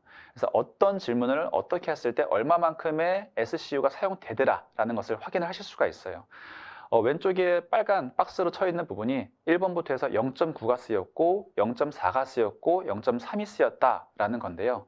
오른쪽에 있는 1번 메시지를 보시면 자세하게 내용은 보이지 않지만 뭔가 좀 대답이 길죠. 확실히 쓰인 토큰 양이 많다 보니까 0.9만큼 쓰인 거고요. 2번하고 3번 같은 경우에는 거의 흡사한 정도의 양이다 보니까 0.3 내지 0.4입니다. 근데 이렇게 이때부터 필요해지는 게 프롬프트 엔지니어링이에요. 그냥 질문만 던지고요. 불필요한 대답까지 다 받아보시게 되면 불필요한 SCU가 쓰일 수가 있거든요. 그래서 왼쪽 아래에 제가 어떻게 프롬프트를 작성했냐도 같이 좀 확대해서 넣은 건데요. 그냥 IP, 저 주소를 파악해서 누가 관련되어 있는지 정보를 다 던져달라고 하면 의미 없는 정보까지 같이 받아보실 수가 있어요. 하지만 제가 지금 이 시점에 확인하고 싶은 게 이 IP 어드레스가 악성이냐 아니냐 이 결과값만 받아보고 싶으면 두 번째 보이는 것처럼 샵 또는 다른 형태로 구분을 지어서요. 원하는 형태로 포맷을 지정해서 이렇게 대답만 내놔 주세요 라고 프롬프트에 넣을 수가 있고요. 그러면은 2번 이미지처럼 그냥 malicious, no 이런 식으로 되게 간단한 대답을 받아볼 수가 있어요. 그럼 2번하고 3번이 비슷한데 또 하나의 차이는 그때 참고하는 플러그인이 뭐냐에 따라서 또 결과값이 달라질 수 있다는 거예요. 지금 2번 같은 경우는 바이러스 토탈을 참고했다는 게 보이고요. 3번은 바이러스 토탈 대신에 MDTI의 플러그인에 접속해서 그 정보로 대답을 해줘. 이렇게 따로 지정을 한 거거든요. 때에 따라서는 서로 사용되는 SC가 달라질 수 있습니다. 하지만 이 예시에서만큼은 저희 MDTI를 썼을 경우에 0.1이 덜 사용된 게 보이기 때문에 이런 식으로 프롬프트 엔지니어링도 함께 고려하시는 게 도움이 될 것 같습니다. 네, 답변 감사합니다. 네, 질문 한 개 더 드려보겠는데요. 네, 어디서부터 사용해야 할지 모르겠는데 어떻게 하면 되나요? 라는 질문이 있었습니다. 답변 부탁드립니다. 네, 이 부분도 마찬가지로 많이 질문하시는 건데요. 일단 시큐리티 코파일럿이 생성형 AI를 도입한 어떻게 보면 초반 솔루션 중에 하나라서 많이들 관심을 갖고 무턱대고 쓰시려고 하시는 경우도 있습니다. 하지만 비용이 좀 많이 나가서 못 쓰겠다 이런 피드백도 간혹 있으신데요. 그럴 때 더 효율적으로 쓰시기 위해서 해야 되는 부분이 한번 보안 업무, 우리가 지금 하고 있는 보안 업무의 프로세스를 한번 정리해보는 과정이 필요한 것 같아요. 그래서 모든 걸 뭔가 이걸로 대체한다라기보다는 그 업무들 중에서 정말 페인 포인트가 있다. 뭔가 내가 어떤 걸 이해하는데 속도가 너무 늦고 있다. 또는 정보 자체가 연동이 안 되어서 거기서 문제가 있었다. 또는 너무 단순 반복해야 되는 작업들이 많이 있다. 뭔가 구체적으로 어떤 부분이 있으면 그 부분을 시큐리티 코파일럿을 어떻게 대체할 수 있을지에 대해서 검토하는 과정이 있어야 될 것 같아요. 그런데 이렇게 해도 당혹스러울 수가 있는데 그럴 경우를 대비해서 저희가 GitHub 사이트에 저희 제품팀 그리고 MS 솔루션하고 관련되어 있는 엔지니어들이 계속 업데이트를 하고 있는 사이트가 존재합니다. 리포지토리가 있고요. 그래서 지금 보이시는 링크로 들어가시면 샘플 프롬프트 북, 플러그인, 로직앱스 여러 개가 제공되고 있기 때문에 당장 어떻게 하실지 모르겠으면 여기 들어가셔가지고 샘플부터 한번 테스트를 해보시고요. 이걸 기반으로 조금씩의 커스터마이즈를 하셔가지고 본인 환경만의 환경으로 시큐리티 코파일럿을 사용하는 것이 좋을 것 같습니다. 네, 답변 감사합니다. 네, 마이크로소프트 시큐리티 코파일럿 비용에 대한 내용까지 이렇게 발표자 하석현님의 시큐리티 코파일럿 강의를 잘 들어봤습니다. 네, 고생 많으셨습니다. 네, 이제 마지막으로 세 번째 세션은 마이크로소프트 보안 전략을 리드하고 계신 박상준님께서 준비를 해주셨습니다. 네, 상준님께서는 최신 보안 업데이트에 대해서 설명을 해주실 예정입니다. 네, 발표 부탁드리겠습니다. 네, 안녕하세요. 저는 한국 마이크로소프트에서 보안 사업 쪽을 담당하고 있는 박상준이라고 합니다. 네, 오늘 이렇게 참여해 주셔서 감사드립니다. 저는 오늘 그 마이크로소프트 시큐어라고 하는 그 저희 사이버 보안 컨퍼런스가 있는데 여기에서 주요 업데이트 사항에 대한 부분을 좀 짧게 설명을 드리고자 합니다. 올해는 저희가 그 4월 달에 온라인으로 진행되었고 이 마이크로소프트 시큐어의 가장 키워드라고 하면은 두 가지가 있었는데 첫 번째는 그 AI first라고 하는 주제가 있고 두 번째는 엔드-투-엔드 시큐리티에 대한 부분이 있었습니다. 이 두 가지가 좀 시너지 효과를 내면서 보안을 좀 더 강화할 수 있는 그런 내용들도 준비가 되어 있습니다. 그러면 세부적인 내용을 설명드리도록 하겠습니다. 지금 굉장히 좀 내용이 비지한 내용이 있는데 이것은 이제 저희가 마이크로소프트 시큐어에서 주요 업데이트 내용을 요약한 부분인데요. 한 8가지가 있습니다. 그래서 이거를 모두 다 설명드리기에는 시간이 매우 촉박하기 때문에 그러진 않을 거고요. 그래서 한 줄씩 하나씩 좀 설명을 드리고 이 중에서 한 4가지 정도를 선정해서 말씀을 드리고자 합니다. 네. 그 첫 번째는 이제 데이터 보안에 대한 부분이 있는데요. 저희가 그 기존에 그 AI 저 데이터 보안 관련된 것들을 직접 사람들이 했었는데 저희가 이번에 AI를 이용해서 데이터 보안에 대한 조사 그리고 분석 기능을 이제 강화하였습니다. 이름은 이제 DSI라고 하는 부분이 있는데 이거 자세하게 다음번에 좀 설명드릴 예정이고요. 민감한 데이터 노출을 향한 위험을 AI 기술을 이용해서 또 신속하게 식별하고 그 다음에 완화할 수 있도록 하는 것입니다. 두 번째는 마찬가지로 데이터 보안 부분인데 엣지 포 비즈니스 부분의 인라인 프로텍션 부분입니다. 이거는 그 AI 웹사이트로 전송되는 데이터가 있는데 이게 민감할 경우에 이걸 일단 탐지하고 그 다음에 차단하는 기능이 포함되어 있습니다. 세 번째도 마찬가지로 데이터 보안 부분인데요. 네트워크상에서의 인라인 디스커버리 부분인데 그 네트워크상에서 민감한 데이터를 사용하는 경우 이것에 대한 모니터링과 그 다음에 데이터 로스 프리벤션 하는 부분이 포함되었습니다. 그다음에 네 번째는 마이크로소프트 디펜더 오피스 365 MDO 기능인데요. 팀즈에서 피싱 프로텍션 하는 기능입니다. 그래서 보다 더 안전하게 협업을 진행할 수 있는 부분이 되겠습니다. 다섯 번째는 클라우드 보안 부분이고 제품으로서는 MDC라고 해서 디펜더 포 클라우드 부분인데요. 조금 더 그 딥다이브한 예를 들어 뭐 구글 버틱스 AI 모델이라든지 또는 그 애저 AI 파운드리 모델을 지원해서 조금 더 딥다이브한 프로텍션을 할 수 있는 부분이 되겠습니다. 그리고 여섯 번째는 클라우드 보안 부분인데요. AI 서비스에 대한 트랩 프로텍션 부분입니다. 이것도 그 AI에 대한 보호 조치를 조금 더 강화하는 식으로 개선이 되었고요. 일곱 번째는 인증에 대한 부분입니다. 그래서 마이크로소프트 엔트라 기능 중에 한 가지인데 그 AI 어플리케이션에 대한 그 세분화된, 여기서 이제 키워드는 세분화된 부분이라는 것이 키워드고, 세분화된 그 접근 통제를 해서 위험한 접근이라든지 데이터 유출을 방지하는 기능이 있고, 그 다음에 마지막으로는 AI 보안 부분인데요. 대부분 다 AI가 포함되어 있지만 AI 특화된 솔루션이 이제 마이크로소프트 시큐리티 코파일럿인데, 이거에 대한 좀 확장된 버전으로서 코파일럿 에이전트라는 것이 소개가 되었습니다. 그래서 요 얘기를 설명을 좀 드리고자 합니다. 그래서 장표에 보시면 노란색으로 표시가 되어 있는 네 가지에 대한 부분들을 오늘 주어진 시간 내에서 설명을 드려보고자 합니다. 그래서 정리해보면 데이터 보안, 뭐 침해 대응, 그리고 인증, 그리고 마지막으로는 AI 보안, 이렇게 한 가지씩 픽업하고 말씀드리도록 하겠습니다. 나머지 같은 경우는 마이크로소프트 시큐어를 검색해서 보시면 좀 더 상세한 얘기들을 보실 수 있겠습니다.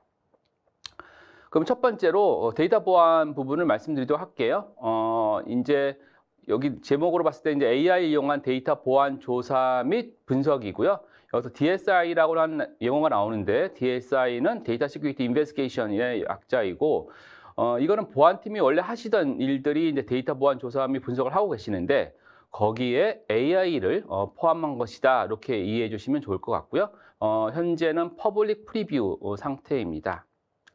먼저 그 퍼뷰에 대한 이해를 좀 설명드리고자 하는데요. 퍼뷰라는 것이 간단하게 얘기 드리면 그냥 데이터 관련된 모든 것으로 이렇게 봐주시면 될 것 같아요. 그래서 데이터 시큐리티라든지 뭐 데이터 거버넌스, 데이터 컴플라이언스 이런 것들을 다 그 엮어서 하나의 브랜드명으로 만든 것이 퍼뷰라고 하는 것이고요. 이 중에서 오늘은 이제 데이터 시큐리티 영역 부분의 조사라든지 이런 것들을 말씀드리도록 하겠습니다. 그래서 데이터 보안 관련된 조사를 할 때 이거를 AI의 심층 컨텐츠 분석 기능을 이용해서 이 조금 더 효율적으로 할 수 있어서 예전에 몇 달 걸리던 작업들을 며칠 이내에 빠르게 그리고 간소하게 그리고 합리적 시간 내에 완료하는 것을 의미합니다. 그래서 절차사로 봤을 때는 단계는 식별 단계, 그 다음에 조사 단계, 그리고 완화 단계 이렇게 세 단계가 되어지고요. 각 단계별로 AI 기능이 활용돼서 사용하실 수 있습니다. 그래서 각 단계별로 한번 보시도록 하겠습니다. 첫 번째는 식별 단계인데요.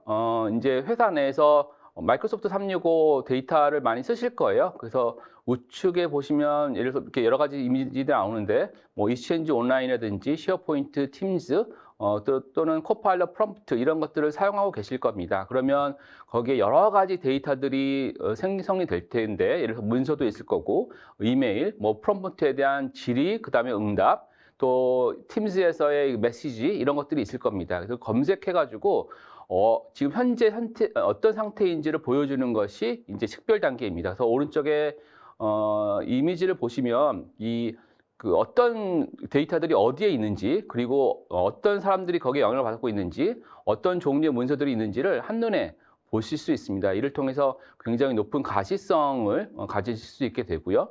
아울러 DSI 그 데이터 시큐리티 인베스티게이션을 통해 이런 기능이 그 자체적으로도 있지만 이제 인사이드 리스크 매니지먼트 IRM 기능이라든지 또는 XDR과 통합이 되어서 사전에 정의되어 있는 영역에서의 데이터 보안 그 조사를 할 수도 있습니다. 그래서 다른 제품과의 통합성도 있고 그다음에 아까 말씀드린 대로 높은 가시성을 보일 수 있다라는 것을 말씀을 드리도록 하겠습니다.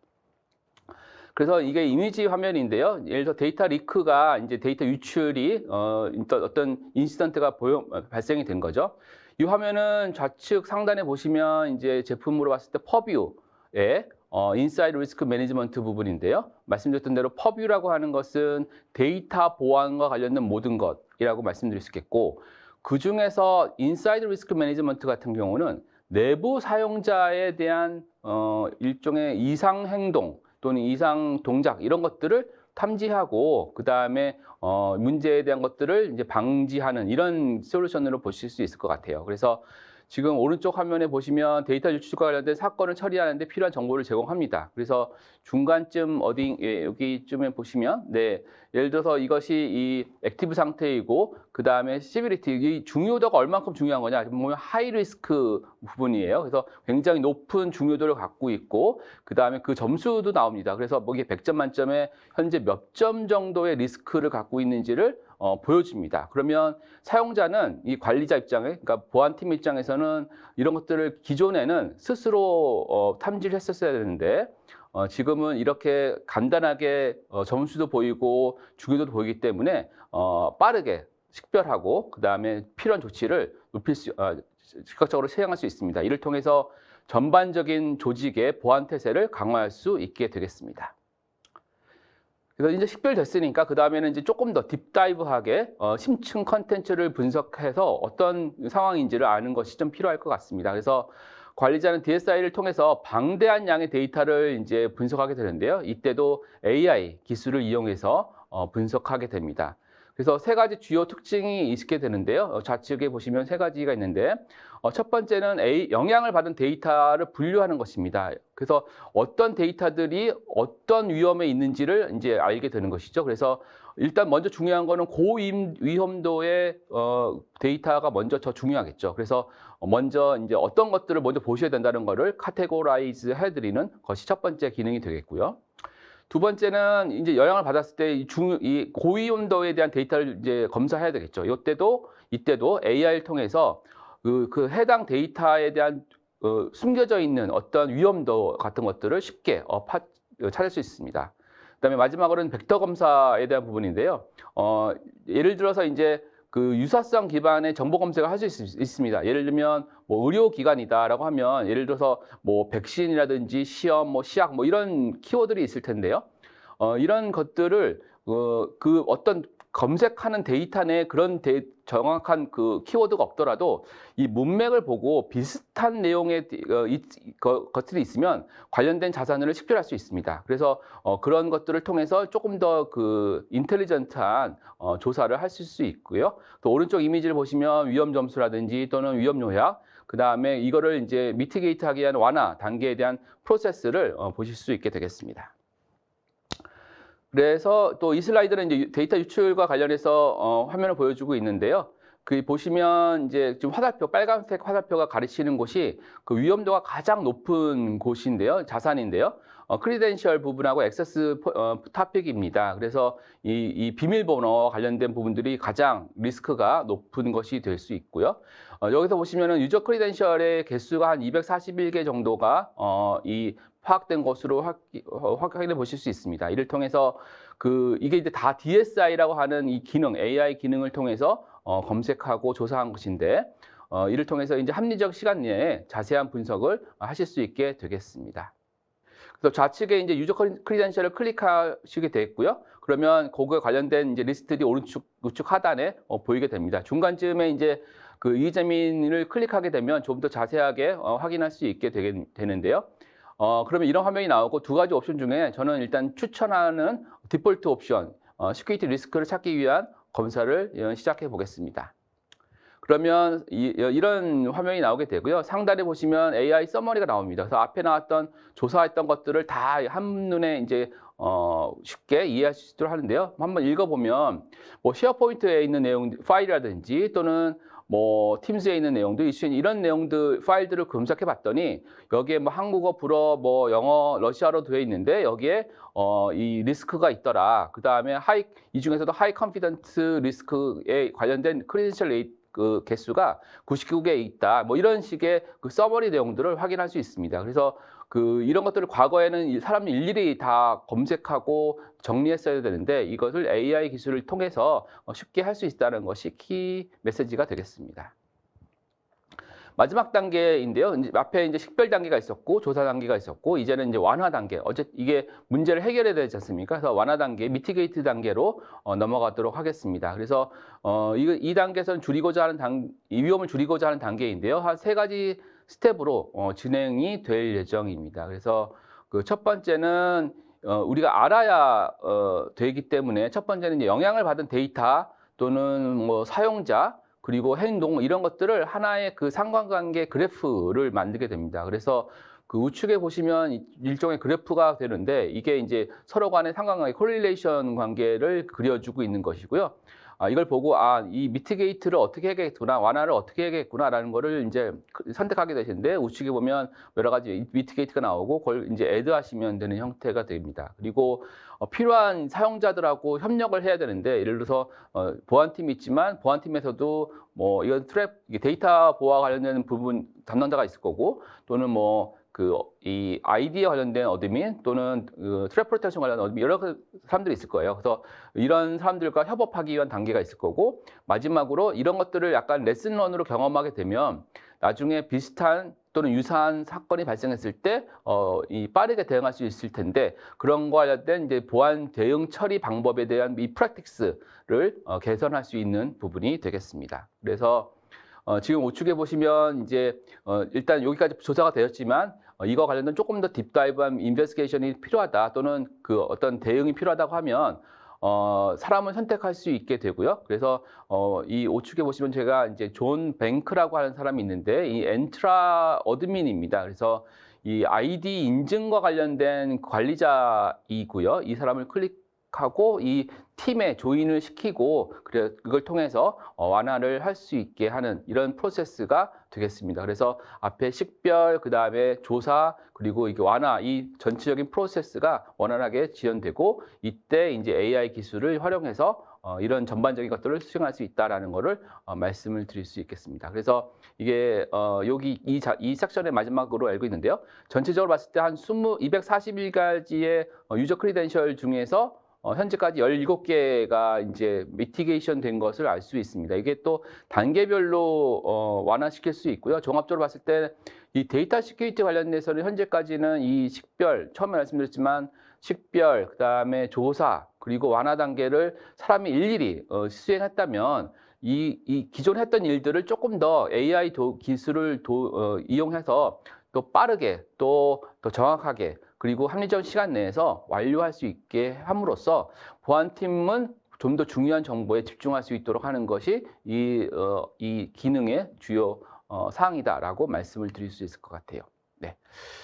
첫 번째 업데이트 부분을 좀 설명을 드렸고요. 네, 두 번째와 세 번째는 조금 좀 짧습니다. 예, 얘기가. 그래서 두 번째 말씀드리도록 하겠습니다. 첫 번째 이 내용으로는 마이크로소프트 팀스에서의 피싱 프로텍션 부분이고요. 이 부분은 이제 MDO라고 하는 거에서 이제 그 팀스 피싱에 대한 이 프로텍션을 하는 것입니다. 이제 MDO라고 하는 거에 대해서 혹시 모르시는 분이 있을 수 있어서 말씀드리면 풀네임으로는 마이크로소프트 365 디펜더 for 오피스 365라고 하는 것이고요. 오피스 365 아시다시피 뭐 이메일이라든지 또는 쉐어포인트, 그다음에 팀즈는 지금 밖에 별도로 있습니다만 하여튼 팀즈까지 포함해서 여러 가지 커뮤니케이션과 관련된 내용들, 또 생산성 관련된 내용들인데 이거와 관련된 프로텍션을 하는 역할이 이제 MDO다라고 이렇게 이해해 주시면 좋을 것 같아요. 그리고 이 MDO에서 여기 피싱, 팀즈에서의 피싱 프로텍션은 현재 GA가 된 상태이고 그래서 정식 출시가 된 상태입니다. 그러면 자세한 내용을 보도록 하겠습니다. 장표는 요 한 장표이고 뒤는 전부 다 스냅샷인데요. 이 슬라이드는 이제 마이크로소프트 팀즈를 위한 그 새로운 피싱 방지 기능에 대한 설명이고요. 이를 통해서 사용자들에 대한 보호를 하고, 그 다음에 외부 조직과의 커뮤니케이션을 원활하게 또 안전하게 할 수 있도록 도움을 드립니다.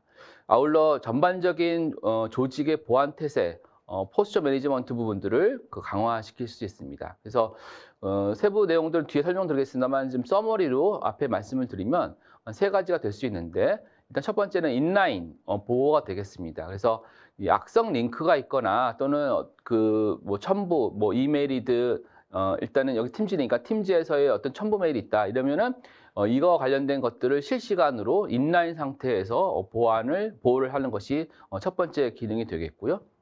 두 번째는 그 외부 조직과의 커뮤니케이션 하는 데 있어서 그 제어를 통제합니다. 그래서 전반적인 팀즈의 포스트 매니지먼트 부분들을 강화시키는 것이 있겠고, 그 다음에 SOC 팀, 그러니까 보안 관제 팀의 생산성을 강화시킬 수 있습니다. 전반적으로 시간에 대한 절감, 그 다음에 정확도에 대한 향상 이런 것 통해서 또 간소화된 응답 이런 걸 통해서 SOC의 생산성을 향상시킬 수 있게 되겠습니다.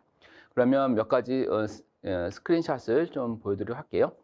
참고로 제가 이거는 그 블로그에서 캡처해온 거라서 약간 해상도가 떨어져서 글씨가 조금 뭉개져 보이는 부분을 좀 미리 양해 말씀을 좀 드리도록 할게요. 그 MDO는 기본적으로 그 고급 인텔리전스하고 머신러닝 기법을 좀 활용하고 있습니다. 그래서 이 전 세계에서 일어나고 있는 굉장히 다양한 이 인시던트 시그널들을 분석해서 그게 이제 전체적으로 봤을 때 78조 개의 시그널을 분석하는 것이 이제 스트레트 인텔리전스 부분이고, 그다음에 머신러닝 기법을 이용해서 이 컨텐츠, 팀즈에서의 컨텐츠를 감지하고 탐지하게 됩니다.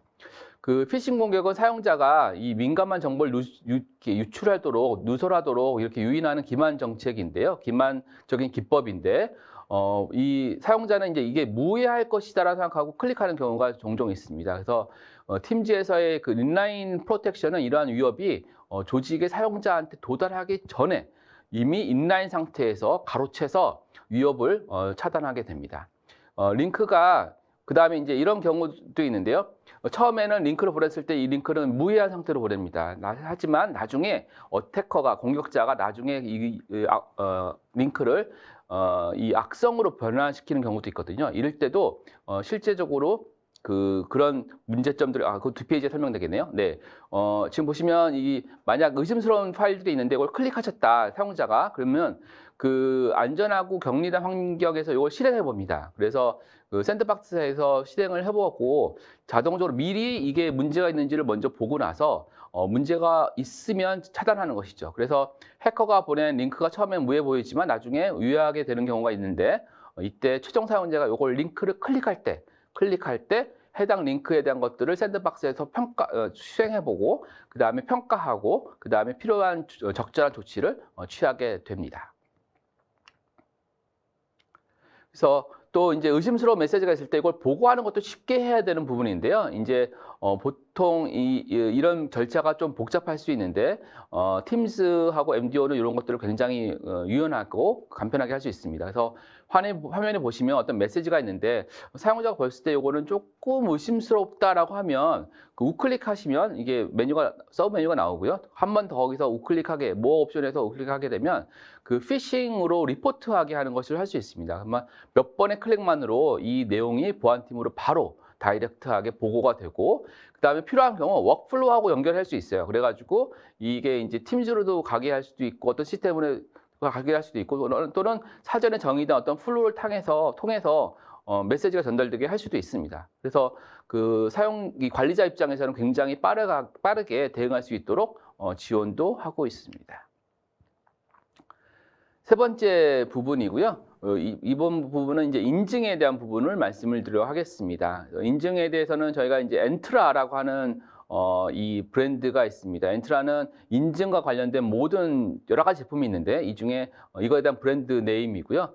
오늘은 이 중에서 어플리케이션에 대한 정교한 접근 통제에 대한 부분입니다. 여기서의 핵심은 정교한이라는 부분을 말씀을 드리도록 하겠습니다. 이 기능은 최근에 저희가 여러 가지 저희뿐만 아니라 그 월드와이드하게 이제 AI 어플리케이션을 많이 고객분이 사용하고 계시잖아요. 그래서 이런 AI에 대한 사용률이 높아짐에 따라서 꼭 필요한 기능입니다. 그리고 이 접근 통제 부분은 이미 GA가 되어 있어서 공식 출시가 된 상태고 여러분들이 사용하실 수 있게 되겠습니다. 섀도우 AI에서의 위험의 액세스하고 데이터 유출 방지에 대한 부분인데요. 이 기능을 하는 제품은 그 아까 엔트라라고 하는 브랜드 여러 가지 제품 중에 정확하게는 이제 마이크로소프트 엔트라 인터넷 액세스라고 하는 그런 제품이 있습니다. 이거는 이제 그 엔트라 스위트 제품 중에 일부이기도 하고 또 별도로 단독으로 동작도 됩니다. 핵심적인 내용은 AI 어플리케이션에 대한 세부나 액세스를 가능하게 하는 것이고요. 엔트라 인터넷 액세스라고 하는 제품은 인터넷과 SaaS 앱에서 안전한 접근을 하게 해주는 그 아이디 중심의 그 보안 웹 게이트웨이입니다. 그래서 이 기존의 이제 보안 기술은 주로 저희가 이제 뭐 방화벽이라든지 이런 그 네트워크 기반의 그 기술이었고 주로 페리미터 시큐리티 쪽에 관련된 내용이었다면 이것은 굉장히 이제 뭐 레이어 3의 레벨에서 동작되는 거기 때문에 되게 단순하고 허점이 많습니다.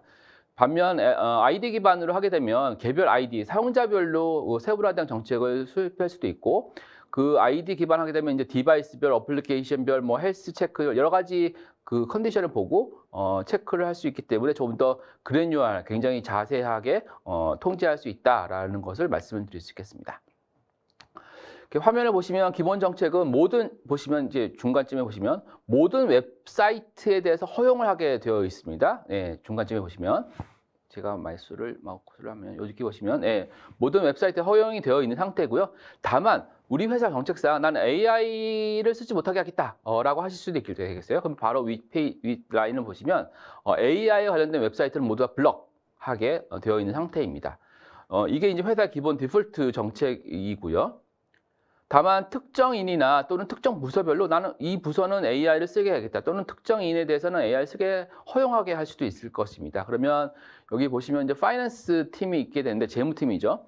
재무팀의 경우에는 이걸 좀 쓰게 해주겠다. 그래서 뭐 제미나이나 구글 제미나이라든지 또는 그 오픈 AI의 챗GPT를 허용하게 할 수도 있습니다. 그래서 이런 경우 이 신뢰도가 높은 AI는 허용하고 신뢰도가 높지 않은 예를 들어서 뭐 중국의 뭐 딥시크란 것들은 뭐 이런 거를 이제 불허하게 할 수도 있을 것 같아요. 그래서 그런 그 세부적인 조건을 여기다 줄 수가 있습니다. 네. 그래서 여기는 지금 기본적으로 웹 필터링을 기법을 사용해서 이렇게 해왔는데 아까 처음에도 말씀드렸습니다만 그 기본적으로 이런 웹 필터링 기능 이외에도 사용자 아이디라든지 디바이스의 헬스 상태 기타 조건에 따라서 접근을 허용하는 컨디셔널 액세스를 이 인터넷 레벨 인터넷 액세스를 통해서 활용할 수 있습니다. 그래서 뭐 디바이스를 새로 구매했거나 또는 로그인했는데 해외에서 로그인한다든가 또는 그 OS를 업데이트 안 하거나 이런 것에 대한 통제를 세부적으로 할 수 있게 되겠습니다.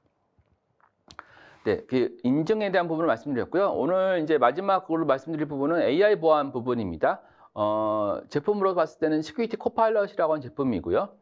코파일럿은 앞에도 설명드렸지만 이제 AI 기술을 이용하여 보안 능력을 향상시키는 솔루션입니다. 그래서 이 중에서도 이제 이 중에 기본적으로 그 코파일럿 그걸 수행하는데 이걸 좀 확대를 해서 좀 확장한 것이 이제 코파일럿 에이전트라고 하는 것인데요. 기존에 사람이 했던 그 단순하고 이 반복적인 그런 작업들을 이 에이전트라고 하는 이런 기능이 이 대신 하게 됩니다. 그래서 이를 통해서 이제 그 보안팀 입장에서는 중요한 일에 집중할 수 있게 되는 것이죠.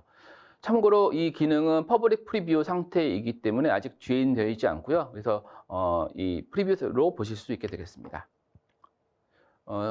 예. 일단 처음에 조금 설명이 나오고요. 그 다음에 뒷부분에 데모 부분이 좀 나오게 됩니다. 기본적으로 이 계속 특징이 최근에 사이버 시큐리티의 특징이 위협이 계속 줄지 않고 늘어나고 있습니다. 그리고 이 공격자들은 AI 기술을 이용하여 공격합니다. 그래서 피싱 공격을 할 때 공격자들이 AI 기술을 이용한다는 것이 67% 정도 되는 것이고요. 그 다음에 그 공격을 통해서 어떤 데이터의 보안 경고 수가 한 66% 정도, 66%개 정도의 그 높은 수준의 그 데이터 보안 경고가 나오게 되고요. 그다음에 73% 정도의 그 보안 전문가들은 우선순위가 높은 경고를 놓치는 경우가 종종 있다라고 얘기하고 있습니다.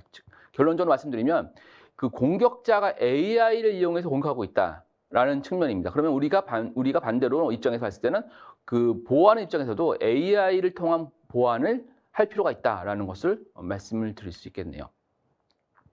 그래서 이런 보안, 시큐리티 코파일럿이 이런 문제를 해결할 수 있습니다. 그래서 그 코파일럿 설명이 따로 있었긴 하지만 기본적으로 코파일럿이라고 하는 것은 기존에 갖고 있던 여러 가지 그 보안 솔루션들, 트랩 프로텍션 쪽이라든지 또는 ID, 데이터 프로텍션에 대한 부분, 이런 것들에 대한 것들하고 연동돼서 그 사용자가 자연어에 대한 질의를 했을 때 여러 가지 솔루션과 연계되어서 적절한 질의와 응답을 해주게 하는 것이 이제 시큐리티 코파일럿의 장점이라고 말씀드리는데요.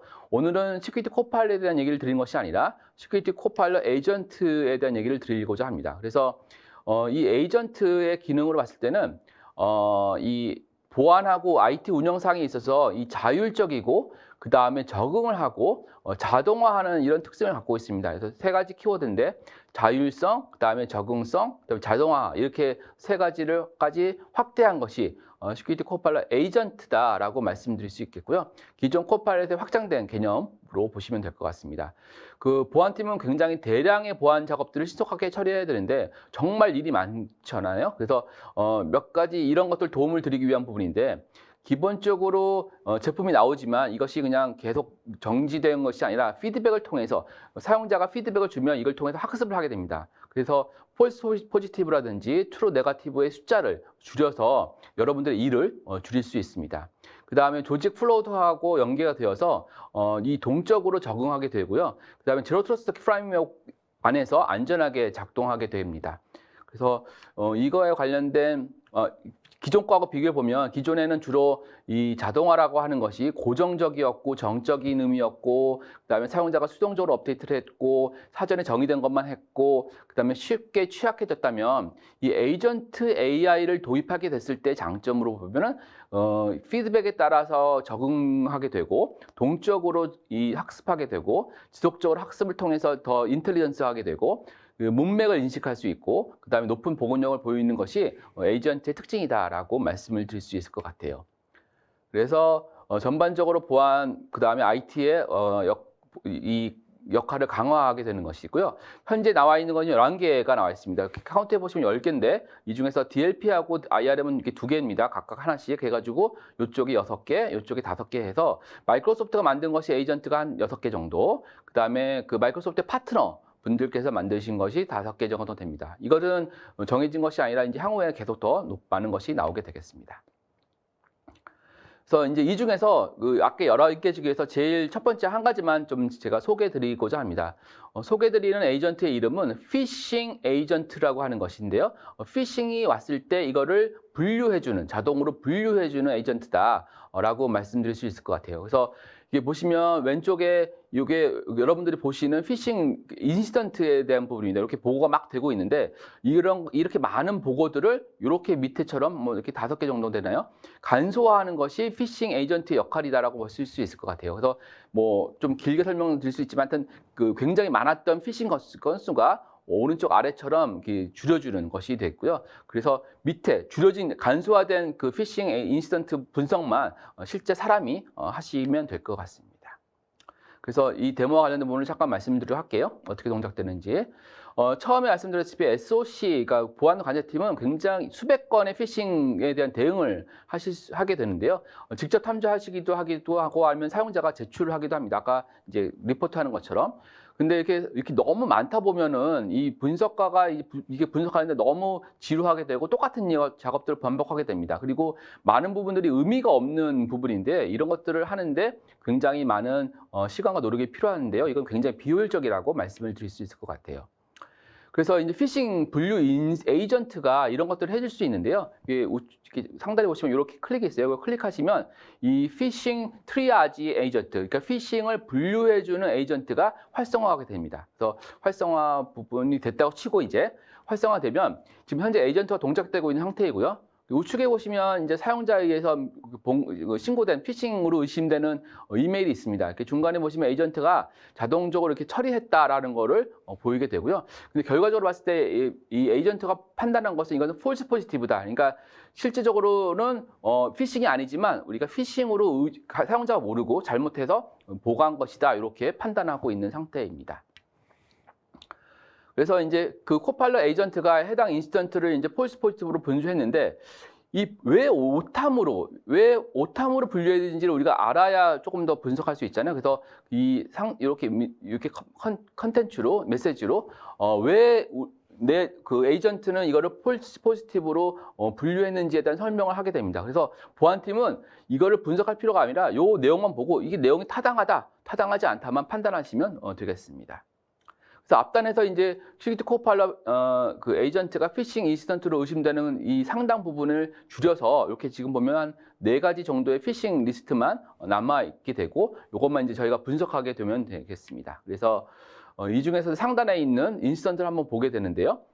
이 인시던트의 경우에는 트루 포지티브로 분류가 됐습니다. 그래서 실제로 정말 그 피싱이다, 위험한 것이죠. 위험한 것으로 분류했습니다. 근데 보안팀 쪽에서 봤을 때 이게 그 포지티브 아닌가, 폴스 포지티브 아닌가, 오탐 아닌가라고 생각하게 될 수도 있고요. 만약 그렇게 판단한다면 수정할 수도 있습니다. 그래서 이렇게 수정하게 되면 이제 그 에이전트 입장에서 이게 학습이 되는 거죠. 이게 이 문제가 나는 문제라고 생각했지만 실제로 문제가 아니구나라고 이해하게 되게 됩니다. 그래서 최종적으로 결정하기 전에 보안팀은 여러 가지 분석을 좀 더 할 수 있도록 다이아그램도 만들고 이런 거를 이제 분석하게 됩니다. 그래서 어떤 것이 이게 오탐이 맞은지 아니면 진탐인지 이거를 이제 알 수 있게 결정하는 데 도움이 되게 되고요.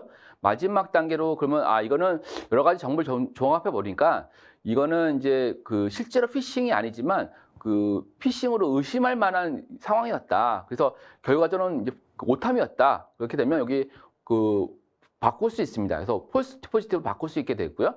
근데 이제 바꿨을 때 이 바꾸는 게 중요한 게 아니라 이제 에이전트를 이제 학습을 시켜야 되잖아요. 그래서 여기 밑에 이제 explain why에서 그 설명을 해주면 됩니다. 그래서 여러분들이 이제 그냥 그 한국어로 또 자연어로 그냥 나는 이렇게 해가지고 이거는 그 피싱이 아니고 오탐이야라고 이렇게 설명해주면 이거를 이제 그 에이전트가 AI를 통해서 이해를 하고 그 다음에 이 학습을 해서 다음번에 이 똑같은 일이 발생됐을 때 적절한 그 정확한 탐지를 하게 됩니다.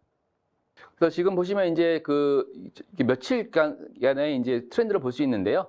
파란색 부분은 이제 폴스 포지티브를 보여주는 것이고, 그 다음에 이제 그 오렌지색 부분은 이제 트루 포지티브, 그러니까 실제로 문제가 있는 부분이 되겠습니다. 그래서 굉장히 많은 부분들을 이제 에이전트가 미리 트리아지해서, 그러니까 분류를 해서 여러분들의 일을 많이 줄여줄 수 있습니다. 그래서 여기 보시면 95%가 있는데 자동으로 95% 정도의 인시던트가 자동으로 분류가 됐다는 얘기고요. 그러면 여러분들은 5%만 일하시면 되는 거고, 그 다음에 개별 건수별로 전에 했던 거에 비해서 한 10분 정도씩 시간을 절약한다고 볼 수 있을 것 같아요. 그러면 이 곱하기 n이 되는 거니까 굉장히 많은 시간을 절약할 수 있게 되겠습니다. 이처럼 AI 기반의 시큐리티 코파를 통해서 이제 AI 기술을 통해서 보안을 향상시킬 수 있고, 확대된 에이전트라는 것을 통해서 기존에 사람들이 오랫동안 했던 반복적이고 또 지루하고 그 다음에 그 단순한 업무를 에이전트가 대신함으로써 보안팀은 정말 중요한 업무에 집중할 수 있도록 해주게 됩니다. 네, 지금까지 저희가 마이크로소프트 시큐어에서 발표된 여러 가지 내용 중 10가지 중에서 제가 한 4가지를 선택해서 한 핵심적인 기능을 설명드렸습니다. 그 사이버 보안이라고 하는 것은 이제 지속적인 개선이 필요한 여정입니다. 그러니까 끝이 없고 계속 가는 것이고 결승전이 없는 것이고요. 다만 AI 기술을 이용하신다면 접근하시는 데 있어서 조금 더 쉽고 그 다음에 효율적으로 하실 수 있을 것으로 생각되어집니다. 네, 제 설명은 여기까지이고요. 경청해 주셔서 감사드립니다. 네, 이것으로 발표자분들의 모든 강의가 끝났습니다. 상준님 강의 잘 들었습니다. 네, 고생 많으셨습니다. 감사합니다. 네, 이렇게 세 분이 강의를 해주시는 동안에 시청자분들의 반응이 뜨거웠는데요. 질문들도 들어오고 있습니다. 네, 상준님 세션에 대해서도 몇 가지 질문이 있는데요. 첫 번째 질문입니다. 성공적인 AI 혁신을 위해서 보안부터 시작해야 하는 이유를 요약해서 설명 부탁드립니다. 네. 감사합니다. 너무 좋은 질문인 것 같고요. 기본적으로 사람들이 AI를 도입할 때 있어서 그 보안을 생각하지 않으시는 경우가 있어요. 근데 이제 저 처음에 말씀드렸다시피 AI를 통한 공격자들은 AI를 통해서 공격을 하고 있거든요. 근데 우리가 수비자 입장에서 이 방어자 입장에서 봤을 때 AI를 사용하지 않는다면 이 도입한 AI의 악용 사례는 있을 수밖에 없거든요. 그래서 이 AI를 도입하실 때 반드시 보안을 같이 처음부터 고려하셔야 되고요. 만약 그렇지 않다면 나중에 굉장히 많은 시행착오가 있을 것으로 예상이 됩니다. 그래서 정리해 보면 공격자들이 AI를 쓰기 때문에 우리들 입장에서도 AI를 통해서 방어해야 된다라고 요약해 드릴 수 있을 것 같습니다. 네, 답변 감사합니다. 네, 질문 한 개를 더 드려보겠는데요. AI와 보안에 대해서 고려해야 할 사항은 어떤 것이 있을까요? 예, 그 AI와 보안의 관련성은 이제 두 가지로 볼 수 있을 것 같은데요. 첫 번째는 AI 기술을 이용해서 보안을 향상시키는 것이 첫 번째가 될 수 있을 것 같습니다. 그래서 제가 방금 전까지 말씀드렸던 시큐리티 코파일럿이라든지 에이전트 이런 것들이 AI 기술을 이용해서 보안 기능들을 향상시키는 것이 한 축이 되겠습니다. 두 번째 축은 이제 그 AI 자체에 대한 보안 부분이 있습니다. 그래서 AI를 쓰게 되면 여러 가지 그 데이터에 대한 그 처리가 되는데요. 아까 중간쯤에 말씀드렸다시피 데이터에 대한 이메일이라든지 데이터 이런 것들이 되는데 이게 너무 남용되지 않은지 또는 그 중요한 정보가 오버쉐어링 되지 않은지 이런 것들에 대한 것들이 필요합니다. 그래서 정리해 보면 그 AI를 통해서 이 보안 기능을 향상시키는 것이 하나가 되겠고, 두 번째는 데이터에 대한 보안을 하는 데 있어서 이 전통적인 보안 데이터가 아니라 그 AI에 사용되는 AI 도입에 따라서 사용되는 그런 데이터에 대한 보안을 동시에 고려하는 것이 좋겠다라고 말씀을 드립니다. 네, 답변 감사합니다. 네, 방송 후에는 설문에 참여해주신 분들을 추첨을 해서 경품을 드리도록 하겠습니다. 네, 특히 상담을 신청을 해주시는 분들께는요, 모두 경품이 나가니까요. 평소에 궁금하셨던 분들은 이번 기회를 통해서 마이크로소프트 담당자와 직접 상담을 해보시기 바라겠습니다.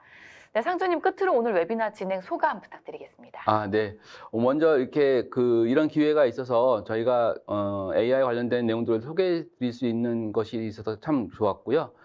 좀 제가 마지막으로 좀 이렇게 메시지를 드리고 싶은 부분은 AI와 그다음에 보안 관련된 부분을 생각하실 때 한 세 가지 정도를 꼭 염두해 주시면 좋겠다라는 생각이 있는데, 첫 번째는 이 AI 퍼스트라고 하는 부분이 첫 번째로 AI를 좀 중심으로 봐야 된다는 게 있고, 두 번째는 엔드투엔드 보안을 좀 꼭 고려하셔야 된다. 왜냐하면 그렇지 않으면 너무 이렇게 사일로한 제품들의 믹스만 될 수 있을 거거든요. 그래서 이 엔드투엔드 보안을 꼭 고려해 주시면 좋을 것 같고, 마지막으로는 이 방대한 그 데이터에 대한 인텔리전스가 없으면 실제로는 깡통이 될 수밖에 없습니다. 그래서 트레이 인텔리전스에 대한 부분들도 같이 고려해 주시면 여러분들의 보안 전반적인 태세를 향상시키는데 굉장히 도움이 될 것으로 생각되어지고요.